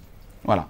Mais dernièrement, je t'ai vu en Afrique, une petite fille n'entendait pas. Tu as soufflé dans son oreille et elle a entendu. Qui a fait ça? Jésus. C'est Jésus qui a fait ça. C'est pas toi. Des gens maintenant s'arrêtent sur nous et ils veulent nous transformer en idoles, en Dieu. Et c'est ce qui tue beaucoup de pasteurs justement. Parce qu'ils prennent ils haussent les épaules, ils pensent que c'est eux qui guérissent et ils tuent, on les tue. Ce sont des chrétiens, pas tous les chrétiens, mais des chrétiens qui tuent les frères et sœurs qui ont le don de guérison, des miracles, parce qu'ils les prennent pour des dieux à un moment donné. Et ça, c'est grave. Tu as bien dit donc. Voilà. On l'a reçu gratuitement. Le don. On a reçu gratuitement et c'est gratuitement qu'on doit donner et c'est le Seigneur qui guérit. Ok, on prend un appel. Allô? Allô? Oui, bonjour. Bonjour. Oui, c'est Lionel. Lionel. Oui, alors j'aurais une question à vous poser. Oui. J'aurais aimé savoir quel est le rôle en fait de l'Afrique noire par rapport à l'évangélisation en fait, dans le contexte dans lequel nous sommes à l'heure actuelle, puisque on voit que l'Afrique est oppressée. Enfin, je parle plutôt de l'Afrique noire. Moi, c'est cette question-là qui me trouble un petit peu, puisque à l'heure actuelle, on entend beaucoup parler de faux prophètes. Un peu partout, hein. Bon, il y en a qui revendiquent certaines choses, d'autres, enfin partout, hein, mais dans toutes sortes de choses, hein, comment gagner plus d'argent, ou enfin bon, je sais pas si vous voyez ce que je veux vous dire.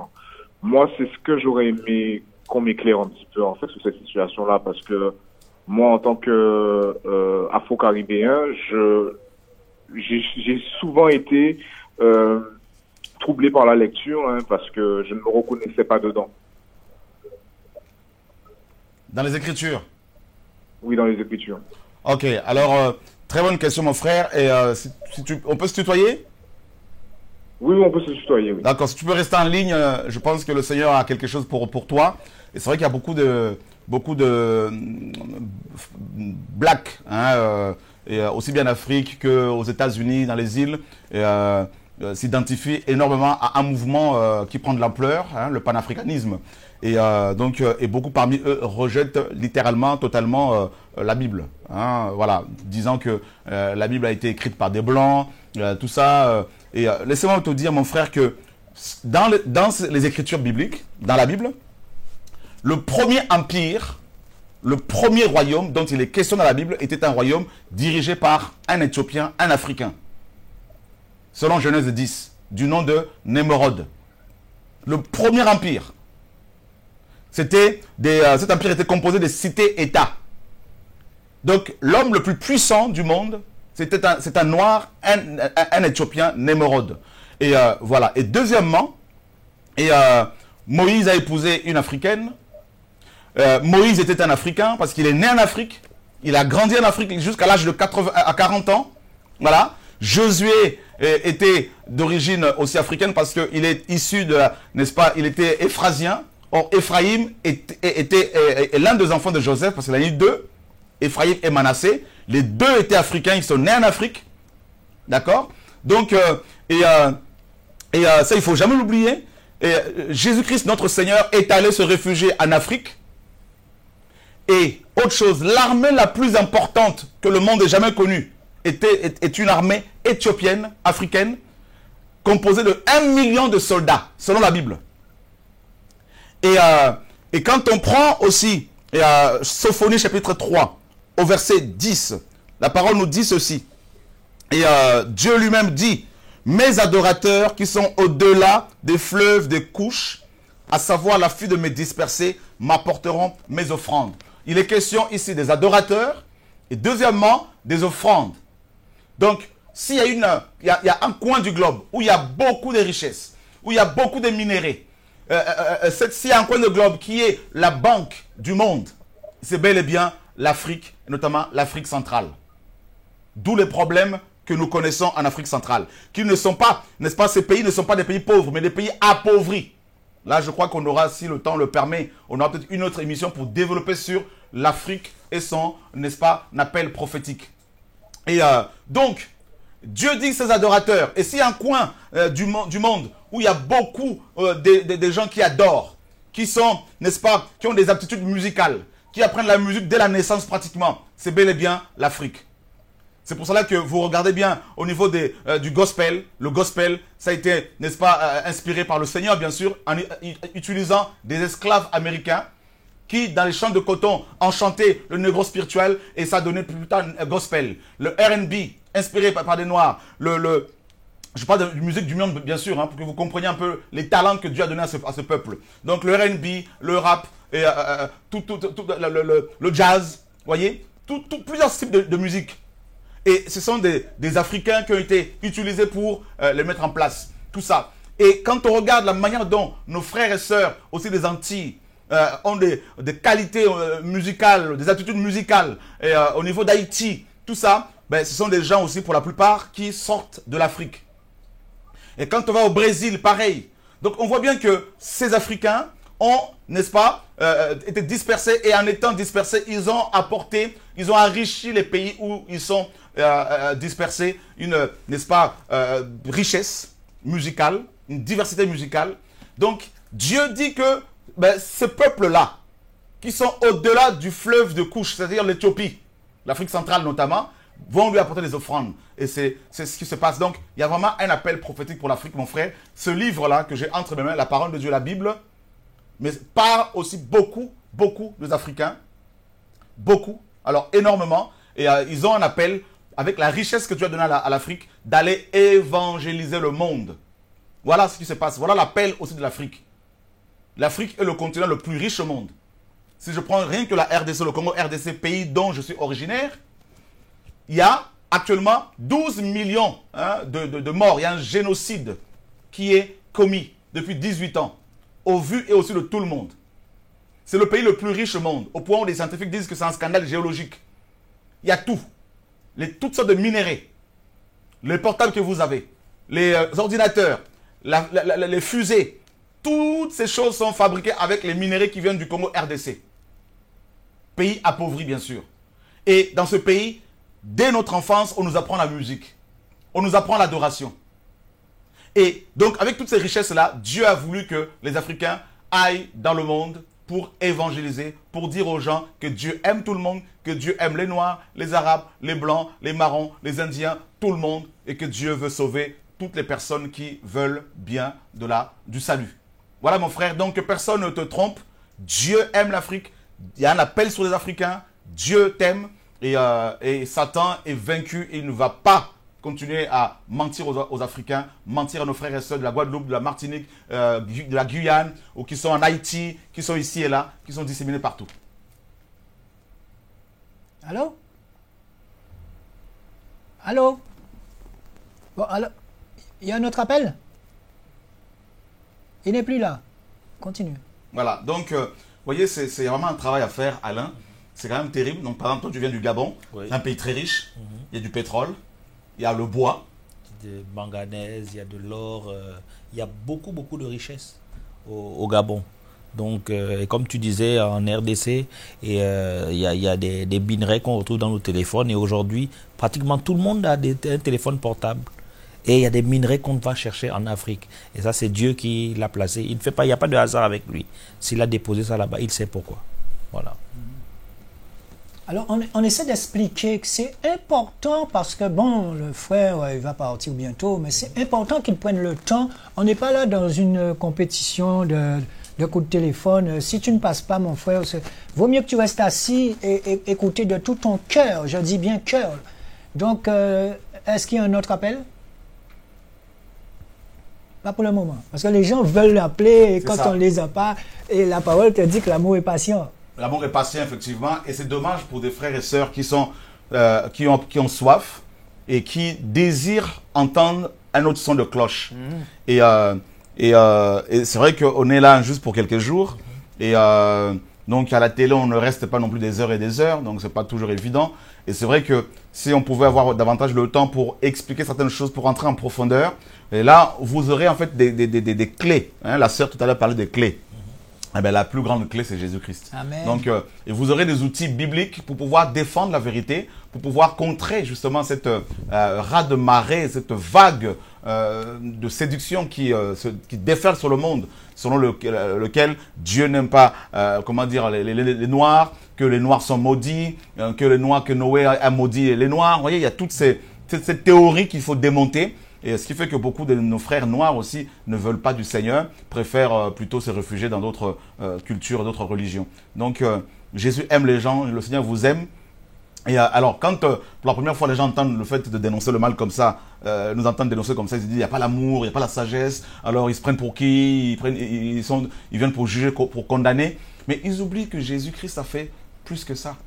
Notre maître, nous ne lui arrivons même pas à la cheville. Les apôtres, qui sont nos aînés, qui sont beaucoup plus grands que nous sommes, mes amis, leurs enfants dans la foi, on fait des choses, Dieu a utilisé ces gens plus que nous. Paul arrivait dans une ville, il y avait des divisions. Les uns étaient pour les apôtres, les autres pour les juifs.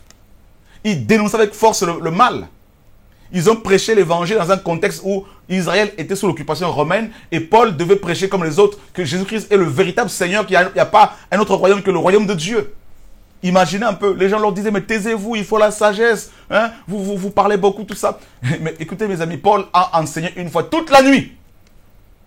Il faut dénoncer ces pratiques-là.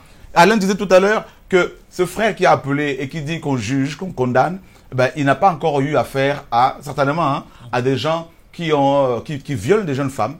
Il y a une jeune fille de 14 ans qui est venue nous voir à Paris. Sa mère l'a obligée à aller dans son assemblée. Elle ne voulait pas. Mais elle a insisté, donc la fille l'a suivi. Elle a intégré la chorale là-bas.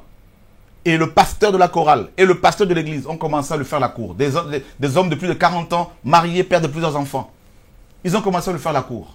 Et la jeune fille nous dit, un jour, le pasteur de l'église, de la chorale, l'a invité quelque part sur un parking et il lui a mis du produit sur le visage et elle s'est endormie.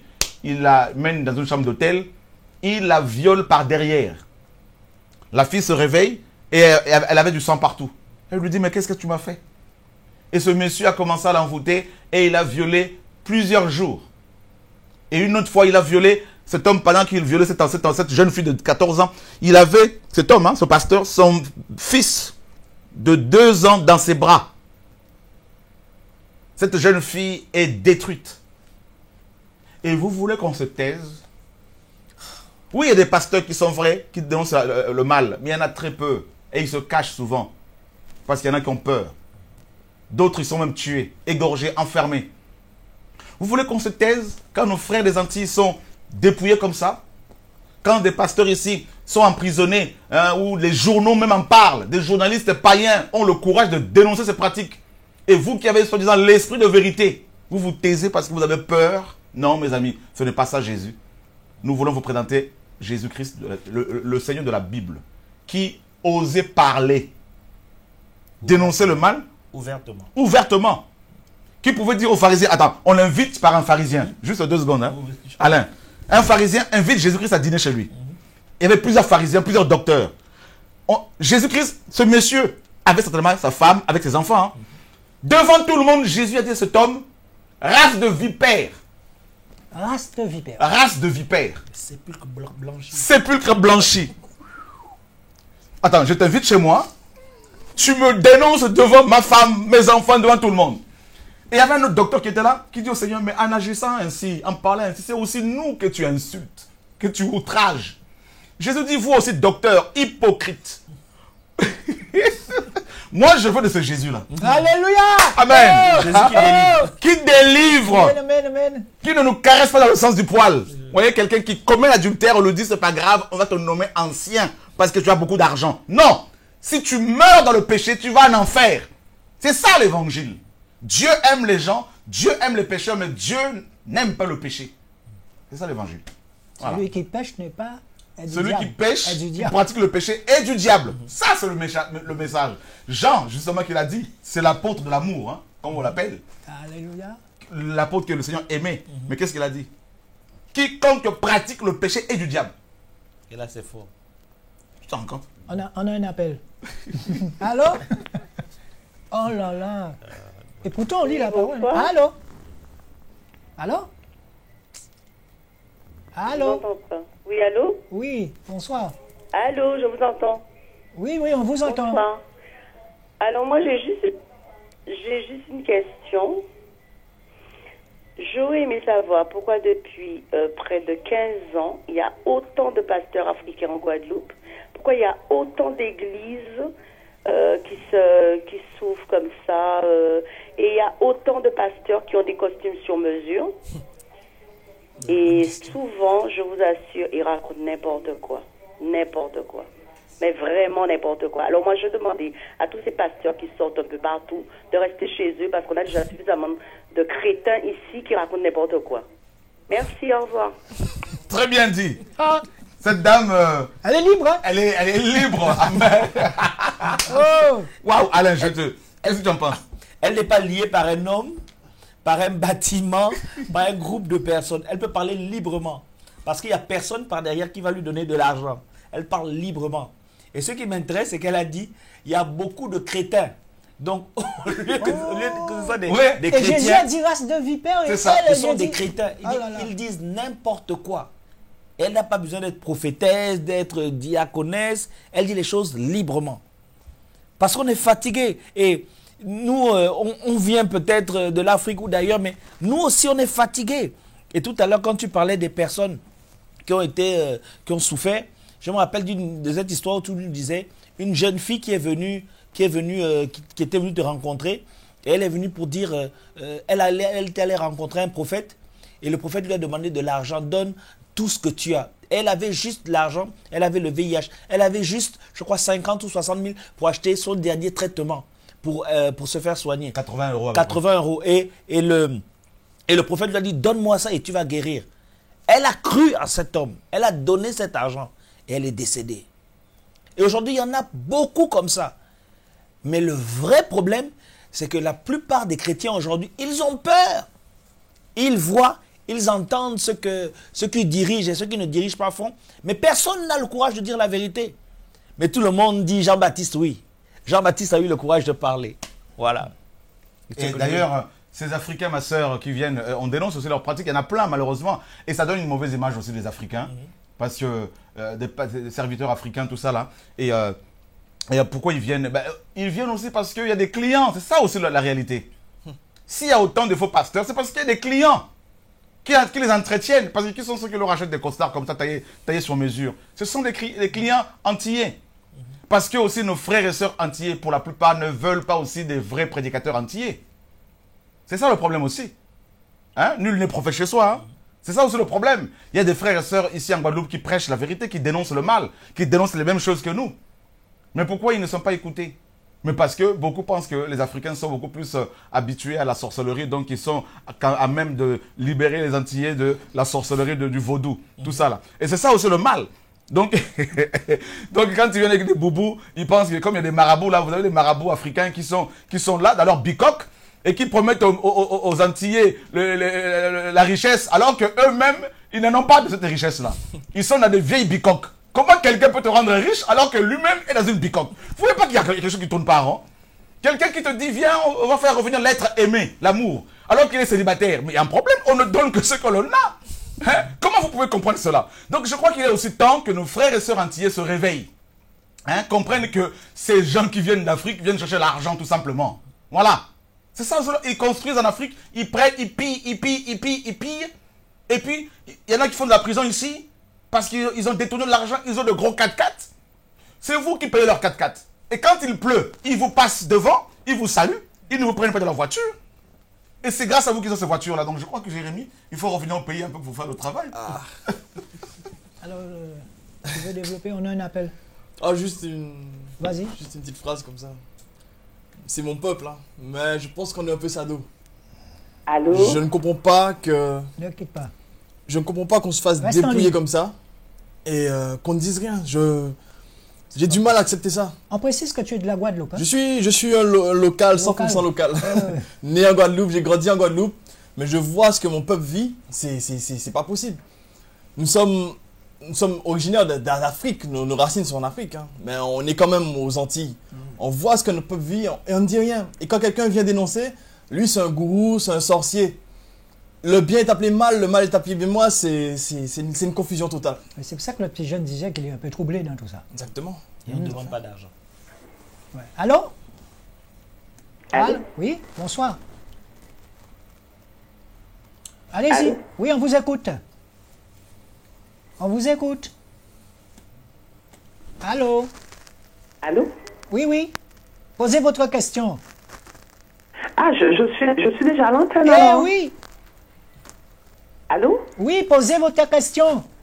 Oui, en fait, je voulais justement, juste pour intervenir, hein, je suis chrétienne en fait. Je suis passée par les eaux du baptême, ça va faire, bon, cette année, je dirais 2 ans. Et en fait, la question que je voulais poser, c'est que voilà, j'ai entendu le frère qui disait qu'il faut dénoncer en fait. Mais ce qu'il faut savoir, c'est que les nouveaux baptisés qui arrivent et qui voient justement tout ce genre d'attitude venant des gens qui prétendent justement être justement en Christ, hein, et que bon voilà qui font des choses, des pratiques, des choses, et que quand par exemple le nouveau baptisé veut justement parler, on va le faire se taire. Parce qu'on va lui dire, regarde à Jésus-Christ, il ne faut pas regarder à ce que tu vois, regarde à Jésus-Christ. Alors que j'ai vu des pratiques, mais vraiment de la, comment je vais vous dire ça, de la dépravation, de l'abomination. Ça veut dire que la personne qu'on avait mis en tête justement de ce ministère, parce que j'étais dans un ministère de délivrance, et c'était un pasteur, un apôtre venant de justement qui vit en Suisse et qui est africain. Et ça, j'ai bien aimé, parce que la parole, elle est belle, la parole de Dieu, elle nous nourrit, elle nous fortifie, elle fait du bien. Mais quand on regarde que par rapport justement à ce que le frère vient de dire, pour une question d'argent, et qu'on met cette personne à la tête, justement, de ce ministère, et cette personne fait des pratiques devant vous, et on vous dit de vous taire, de regarder à Jésus. Alors c'est là que je dénonce justement toutes ces pratiques, parce que ça fait de la peine de voir que le nom de Jésus-Christ, le nom, ce nom, celui qui a été à la croix pour nous, qui a versé son sang pour nous, afin que nous soyons délivrés de tout joug, de toute captivité, et qu'on utilise le nom de Jésus pour justement partir dans la débandade, dans la fornication. J'ai entendu un frère chrétien de plus de 30 ans me sortir que Dieu m'a donné un sexe, je dois l'utiliser.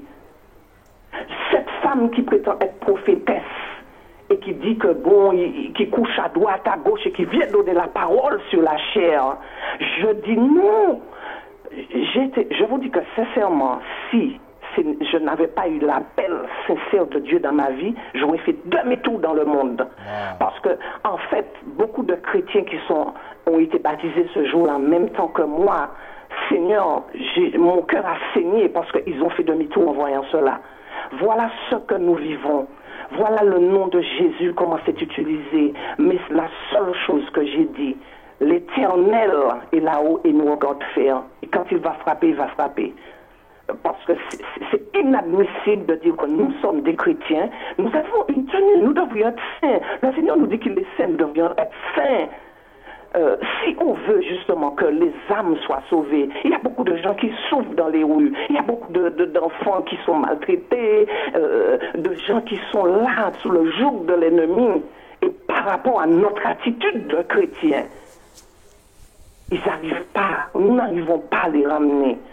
Et c'est ça, aujourd'hui, mon cœur, je vous parle, mais j'ai mal.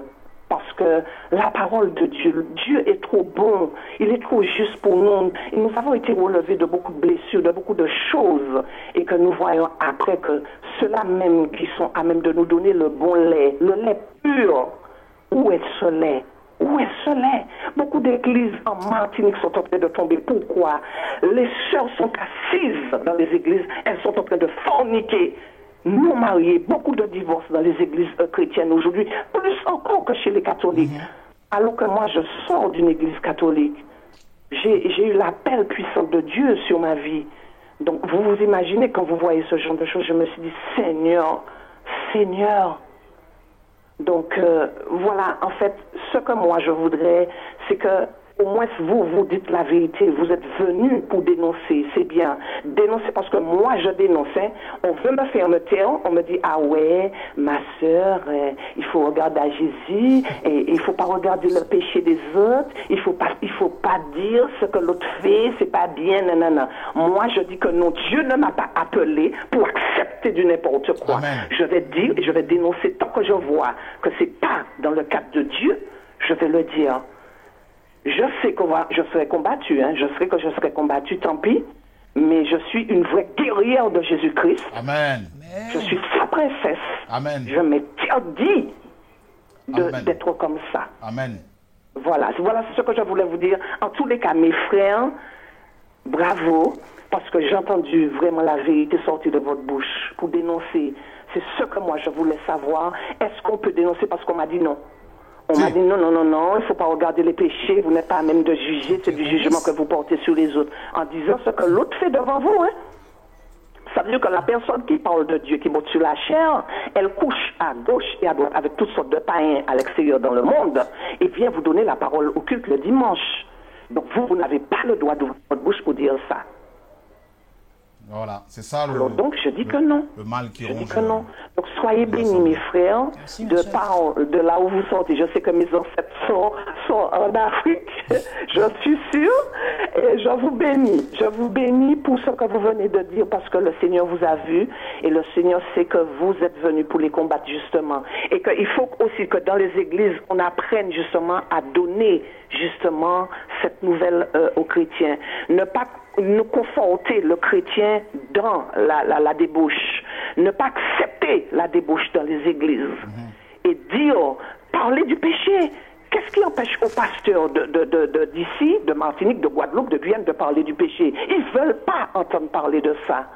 Ça veut dire que nous sommes parfaits. Ah oui, vous avez accepté le Seigneur Jésus-Christ, vous êtes lavés de tout péché. Nous sommes lavés de tout péché et nous continuons à pécher. C'est ça. Non, mon frère, non. Donc, il faut que les pasteurs d'ici, et je pense que s'ils acceptent, c'est parce qu'eux aussi, ils contribuent à tout cela. Donc, il faut que cela s'arrête. Au nom de Jésus-Christ, nous sommes le 2 janvier 2019. Seigneur, j'aspire à ce que demain, tout chrétien, tout enfant de Dieu puisse marcher selon ta voie, selon tes commandements, selon ta parole. Parce que le Seigneur dit quoi? Je suis le chemin, la vérité et la vie. Donc on ne peut pas dire cela, prononcer ce mot, et puis que nous soyons dans le monde en train de faire tout ce qu'on a envie de faire. Des chrétiens qui vont en boîte de nuit. Il y a même des boîtes de nuit dites chrétiennes. Oui, et ils viennent s'asseoir le dimanche à l'église. Ils ont été en boîte de nuit le vendredi soir, le samedi, et ils sont à l'église. Et ça chante à la chorale, ça prêche. Oui, ça prêche. Et puis demain matin, vous qui arrivez là, vous avez toute votre puissance sur vous, voilà, vous arrivez, vous êtes combattus. Moi, j'ai eu de grosses attaques dans une église que j'étais. Je ressentais la pression, c'est ces démons qui étaient là, assis dans ces églises-là. Donc, nous allons où? Je sors de l'église catholique qui était vraiment au niveau dedans, et je me retrouve au sein d'une église qui parle, qui prône la parole de Dieu, qui dit, ouvre la Bible, et qui dit du n'importe quoi aux gens, qui donne la fausse doctrine, par exemple. Mais vraiment des choses mais abominables. C'est vraiment... je dirais que je n'ai pas les mots pour vous dire ce que moi je ressens. Je vous dis tellement que c'est... Je suis mal aujourd'hui. Mal comme vous, frère, qui êtes en face là, je vous regarde dans la télé. Moi aussi, je suis mal. Il y a beaucoup de chrétiens qui sont mal aujourd'hui à cause de cela. Et puis c'est une question d'argent. Argent, argent, argent, argent. Dieu n'est pas dans de l'argent. Il n'a pas... Non, nous sommes l'offrande. Vous avez dit tout à l'heure. Amen. Amen. Nous sommes l'offrande. À partir du moment que vous offrez votre âme au Seigneur, c'est vous l'offrande. C'est ça. Voilà. Et bien voilà, c'est ce que je voulais vous dire. Chapeau, en tout cas, soyez bénis et continuez. Continuez dans la même lancée, sachant que Dieu nous demande d'être comme ça, les Paul de Tarse. Paul de Tarse, regardez sa situation. Il tuait, il traquait l'église. Après, qui c'est qui a été l'homme le plus haut à prôner la parole de Dieu? C'était lui. C'est ça. Donc, il faut que nous aussi, nous soyons sous ces exemples-là. C'est ça. Voilà. Donc, soyez bénis, mes frères. Une bonne soirée. Merci, ma sœur. Voilà. Elle n'aurait pas eu à s'exprimer comme ça dans leur église. Hein? Ah, là. C'est beau. Tu te rends compte que le pasteur de l'église où elle était dit, hein, ou un des pasteurs, que Dieu lui a donné un sexe, il doit s'en servir. Tu te rends compte? Alléluia. Mais franchement. Ça, c'est la première fois que j'entends ça. Et donc... Et ce pasteur qui dit à Jarid d'emmener des œufs avec un tissu rouge. Et cette jeune qui venait en Christ dit, mais Patrick, mais je ne comprends pas. Je lui dis, attends, tu es là, il faut amener des œufs avec un tissu rouge pour je ne sais faire quoi. Et elle me dit ça comme ça. Et elle me dit, il veut faire créer une ferme. Allô? Ok, il y a quelqu'un en ligne. Oui, bonsoir. Bonsoir. Allô? Oui, oui. Oui, bonsoir, c'est Lise de la Guadeloupe. Je voudrais juste te poser une seule question. C'était pour demander aux serviteurs qui sont présents, que pense-t-il des serviteurs qui volent les dons des chrétiens, en fait? Tu peux préciser ta question? Vous avez compris? Est-ce que tu peux préciser? Les serviteurs qui se disent soi-disant les serviteurs de Dieu, mais qui volent les dons des enfants de Dieu. Qui volent? Voilà. Ils volent ou ils vendent? Mais qu'est-ce que tu entends par là, qui volent le don? Qui utilisent le don des autres? C'est-à-dire que vous avez un appel, ils utilisent votre don en fait. C'est-à-dire que vous avez un appel, un don pour pouvoir fonctionner, mais eux ils le récupèrent et vous êtes bloqué. Ils se servent de ce don-là. Que pensez-vous de ça? Ben, ce sont des récupérateurs. Oh, merci, j'écoute la réponse à la télé. D'accord. Ce sont des récupérateurs, ce sont des voyous et des escrocs, des voleurs dont la place est en prison. Voilà. Donc, la parole nous dit dans 1 Corinthiens chapitre 7, nous voulons rester biblique. 1 Corinthiens chapitre 7 pour répondre à la sœur. Attendez. Au verset 23, Paul dit, « Vous avez été achetés à un grand prix, ne devenez pas les esclaves des hommes. » Voilà. Donc, si un pasteur se sert de votre don pour attirer les âmes dans son église, si un pasteur se sert de votre couple pour attirer les âmes à l'église, si un pasteur se sert de votre entreprise pour attirer les âmes à son église, si un pasteur se sert de vous pour avoir de l'argent, eh bien, vous devenez son esclave. Eh bien, c'est simple. Prenez vos jambes à vos coups, quittez ces organisations pourries religieuses, quittez ces églises. Ce n'est pas parce que vous n'êtes pas membre d'une église locale que vous n'êtes pas dans le royaume de Dieu. Il faut d'abord être membre du royaume de Dieu, mes amis. Cherchez d'abord le royaume de Dieu. Donc, quittez, fuyez, prenez vos femmes, vos enfants, fuyez. Priez à la maison avec vos femmes, vos enfants. Dieu vous écoutera. Priez avec des frères et sœurs qui aiment la vérité. Voilà. Nous sommes les instruments de Dieu et non les instruments des hommes. Que Dieu nous garde. Ça va comme réponse? Il y a un autre appel? Comment va-t-il, Omar? Allô? Vous êtes à l'antenne, vous êtes à l'antenne. Allô? Si vous êtes au téléphone, je ne vais pas tarder. Non, mais il y a une émission de... Wow. Allô? Coucou! Ah, c'est la régie. La régie. Bon, ben, envoyez un nouveau.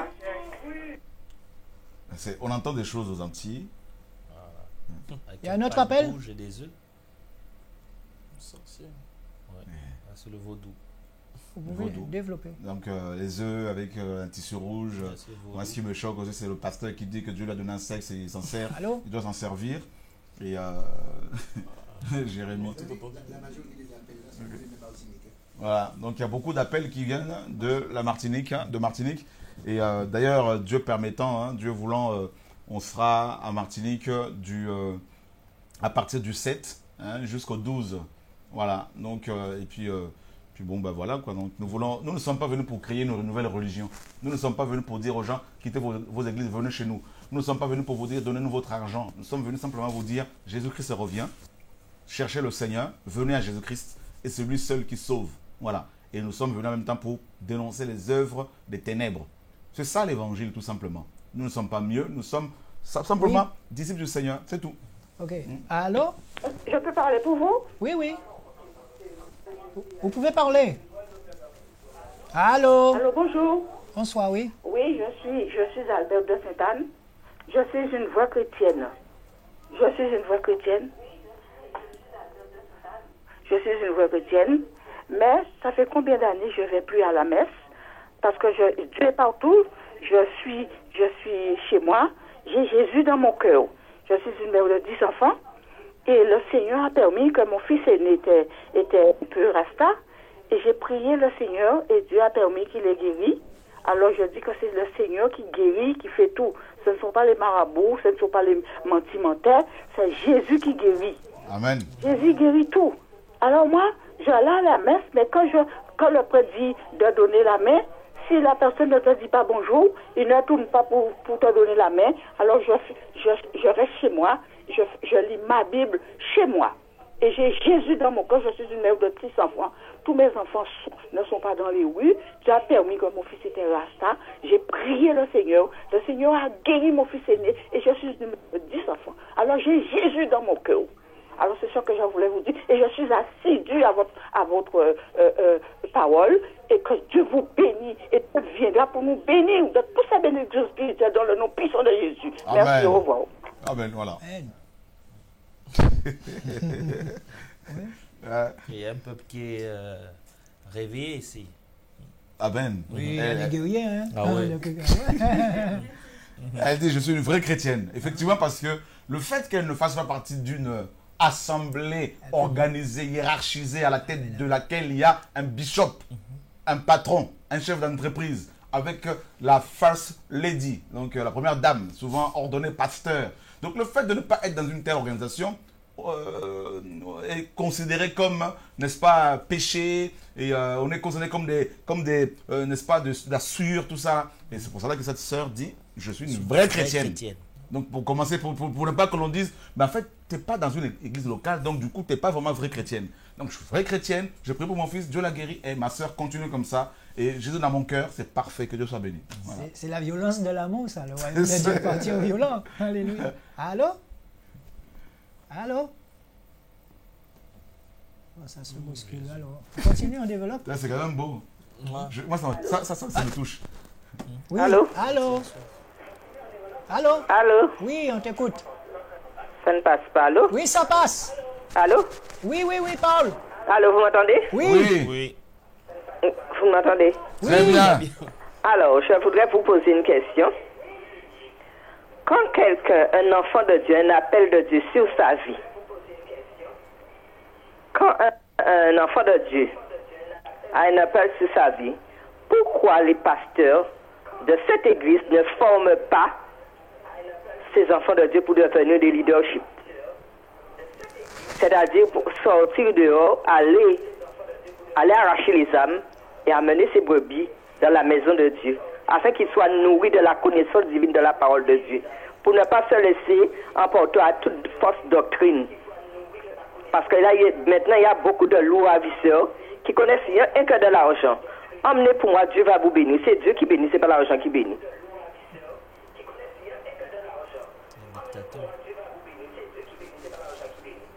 Alors, ma soeur... Les offrandes, la dîme.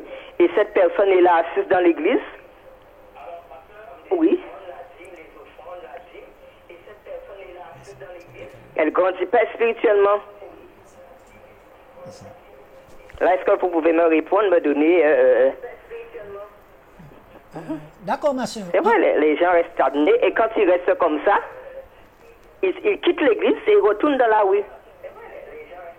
Ils disent, moi, je ne veux plus aller au culte puisque je suis là, je suis assise, des fois la personne ne comprend pas, parce que c'est pas facile pour tout le monde de comprendre la parole de Dieu, des fois, c'est un peu difficile, peut-être ce qu'on comprend, c'est peut-être pas ce que la révélation de Dieu veut dire à travers la parole.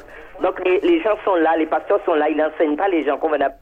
Ils sont en train de les tourner, si on peut dire ça comme ça, parce que maintenant il y a uniquement des entreprises, des grandes entreprises maintenant qui viennent en grand nombre, et surtout, Dieu les envoie toujours en Guadeloupe. Jamais dans les autres petites villes, mais toujours en Guadeloupe, à Jarry, là, les grands commerçants, ils sont là en train de piller les enfants de Dieu. Alors, et c'est pour ça qu'il y a des gens qui lâchent les mains de Dieu et qui repartent dans le monde. Et ça t'entend uniquement ça. On a compris. Pourquoi ne pas former des gens qui ont des appels de Dieu? On a compris ta question. Les former pour que demain ils viennent des gens, comment dire? Allô? Pour pouvoir aller dans le monde arraché, parler aux autres qui ne connaissent pas Dieu, qui n'ont pas la vérité. Alors, on a compris ta question. Le frère va se faire un plaisir de te répondre. Donc, on nous signale en régie qu'on a encore 10 minutes. Vas-y. Ok, ma soeur, déjà pour commencer, on n'a pas à aller dehors chercher les âmes pour les amener à la maison de Dieu, c'est-à-dire l'église, bâtiment. Non, ça c'est une erreur aussi. Et c'est pas ce que le Seigneur nous dit. Nous prêchons l'évangile, nous sommes appelés à prêcher l'évangile pour que des gens entendent parler du Seigneur et aillent vers le Seigneur. C'est ça notre mission. Et aller prêcher les gens en leur disant « venez à notre église », ça c'est une erreur. Ne commettez plus cette erreur-là. Prêchez l'évangile aux gens, comme Philippe l'a fait avec l'eunuque éthiopien, et laissez-les avec le Seigneur. Si maintenant ces gens vous demandent d'être formés, de leur partager la parole, tout ça, ça, il n'y a pas de problème. Mais prêchons l'évangile, prêchons le royaume de Dieu et non les églises. Jésus-Christ a dit, prêchez le royaume de Dieu. La maison de Dieu, ce n'est pas le bâtiment où vous allez tous les dimanches. La maison de Dieu, c'est chacun de nous. 1 Corinthiens 3,16 nous dit que nous sommes la maison de Dieu. Alors pourquoi les pasteurs ne veulent pas vous former pour que vous fassiez l'œuvre du Seigneur? Le Seigneur a dit qu'il faut faire des disciples, c'est vrai. Mais pourquoi voulez-vous qu'ils vous forment? Parce que s'ils vous forment, mais vous allez prendre leur place, selon eux. Donc comme ils ont des entreprises à gérer, comme vous l'avez si bien compris, alors ils n'ont pas besoin de la concurrence. C'est pour ça qu'ils vont vous maintenir dans l'immaturité, dans l'ignorance, pour mieux vous contrôler. Parce qu'on ne peut contrôler que celui qui n'est pas dans la connaissance, qui est immature. Donc voilà pourquoi ne cherchez plus à être formé par ces gens. Lisez votre Bible chez vous, le Saint-Esprit vous formera. Que Dieu vous garde, ma sœur, bon courage et servez le Seigneur simplement, sans chercher une formation de quelqu'un auprès d'un homme. On prend un dernier appel. Allô? Allô? Oui? Oui, bonsoir. Bonsoir. Oui, j'appelle justement, c'est le dernier, mais j'appelle pour dire aux gens qui rendent des appels de tenir au poste, parce que c'est désagréable. On n'arrive pas à bien entendre, parce que la télé parle en même temps que... Ça fait du Larsen. Allô? Oui, oui, oui. Allô? Oui, oui, continuez. Ah, d'accord. J'aimerais demander, est-ce qu'on peut avoir le numéro du pasteur en dehors de l'émission? Pour avoir un livre, j'aimerais avoir un livre. Ah, pour le livre. C'est téléchargeable gratuitement. Gratuitement. Sur Internet. Oui, gratuitement, mais Sur il est Internet. beau. En plus, le contenu doit être plus beau. Est-ce que je pourrais avoir? En fait, le frère a dit tout à l'heure que tout est gratuit. Vous allez sur Internet. Oui, je sais. Et vous allez télécharger, vous allez avoir le livre gratuitement. Ah, télécharger Oui, sur oui, TV2Vie. Internet. Oui, vous demandez à vos petits-enfants de vous faire ça, tv2vie.org. Tout est gratuit. Je me demande comment ils font. Mais c'est Je Jésus. sais. Mais c'est Jésus. Alors, on peut... Oui. Je raccroche, hein? En fait, tu as compris, ma sœur? Oui, je raccroche, je vais vous écouter. D'accord. Et l'émission est très bien. Merci, Seigneur. Voilà, gloire à Dieu. Donc, en fait, si elle pouvait me laisser son numéro, on va lui offrir, je vais lui donner cette Bible que j'ai là. C'est le seul exemplaire que je ramenais ici parce qu'il n'en reste pas beaucoup. Et sinon, elle est téléchargeable. Si vous allez sur Internet, vous tapez BJC et vous avez l'application de cette Bible. Voilà, donc nous précisons que nous ne sommes pas venus en Guadeloupe pour, faire du mal à qui que ce soit. Ce n'est pas notre ambition, notre mission. Nous sommes venus parler d'abord aux enfants de Dieu pour leur dire que Jésus-Christ revient. Pour leur dire que nous sommes à la fin de temps, que les prophéties bibliques s'accomplissent sous nos yeux, qu'il y aura de plus en plus de problèmes, de troubles, il y aura de plus en plus d'apostasie, de plus en plus de fausses églises, de faux pasteurs, de faux prophètes, que des doctrines mauvaises, fausses, seront de plus en plus diffusées, que les chrétiens qui veulent aller au ciel, qui veulent être parmi ceux et celles qui vont être enlevés le jour du Seigneur, au jour du Seigneur, se préparent, lisent leur Bible, craignent le Seigneur, prient, rejettent le mal, le péché, se séparent d'avec la mauvaise compagnie. Et le Seigneur va de plus en plus nous aider pour nous sanctifier pour son retour. Et nous n'allons pas nous taire, nous allons parler, même si ça ne vous plaît pas. Nous allons dénoncer le mal. Ce n'est pas aujourd'hui qu'on a commencé, ce n'est pas aujourd'hui qu'on va arrêter. Et voilà, que le Seigneur soit béni. Bon, eh bien, on a 5 minutes pour conclure. Disons 4. Allez-y. Merci en tout cas à l'équipe de télé, donc au directeur de cette chaîne qui nous accueille agréablement, magnifiquement. Que le Seigneur bénisse cette chaîne en tout cas et qui nous donne cette opportunité de pouvoir partager la parole. Je bénis les frères et sœurs de la Martinique. Je salue en même temps ma maman Marthe, et ainsi que les frères et sœurs qui sont en Martinique et beaucoup d'autres qui travaillent dans les coulisses, que Dieu seul connaît. Je bénis les frères et sœurs de la Guyane et de Paris, du monde entier. Et merci également aux frères et sœurs de la Guadeloupe. Merci à toi aussi de nous avoir reçu, mon frère. Et donc demain, on commence un programme, un séminaire, voilà, gratuit sur le retour du Seigneur, sur plein d'autres choses. On est venu avec une équipe, donc Alain du Gabon et Jérémy qui est de la Guadeloupe. Il y a aussi une sœur qui nous vient de Paris, d'autres qui viennent de Paris. Vous allez certainement entendre leur témoignage demain et au Lamentin, voilà, à la salle de fête à partir de 19h si je ne me trompe pas. Voilà, donc que Dieu soit béni. Donc nous donnons tout le monde rendez-vous demain à 19h à la salle des fêtes du Lamentin. Et si le Seigneur nous guide, on a vu qu'il y a tellement de demandes, donc ça se pourrait qu'on retourne demain, ça se pourrait. Donc restez à l'écoute, suivant que l'Esprit va nous guider, mais je vous conseille surtout à ceux qui ne se sont pas encore baptisés. Il y a un monsieur d'un certain âge qui m'a dit « mange à baptiser ». Donc, il faut expliquer au qu'il vraiment le baptême. D'accord, mais venez avec serviette, quand même, vous voyez ça. Le Saint-Esprit peut parler bas. Donc, vous venez avec un linge de rechange, votre serviette, et vous connaîtrez vraiment la vérité. Et cette vérité vous permettra de parler, comme la sœur a parlé tout à l'heure, librement avec amour. Et bien sur ce, frères et sœurs, nous vous aimons de l'amour du Seigneur Jésus. Et nous vous disons à très bientôt.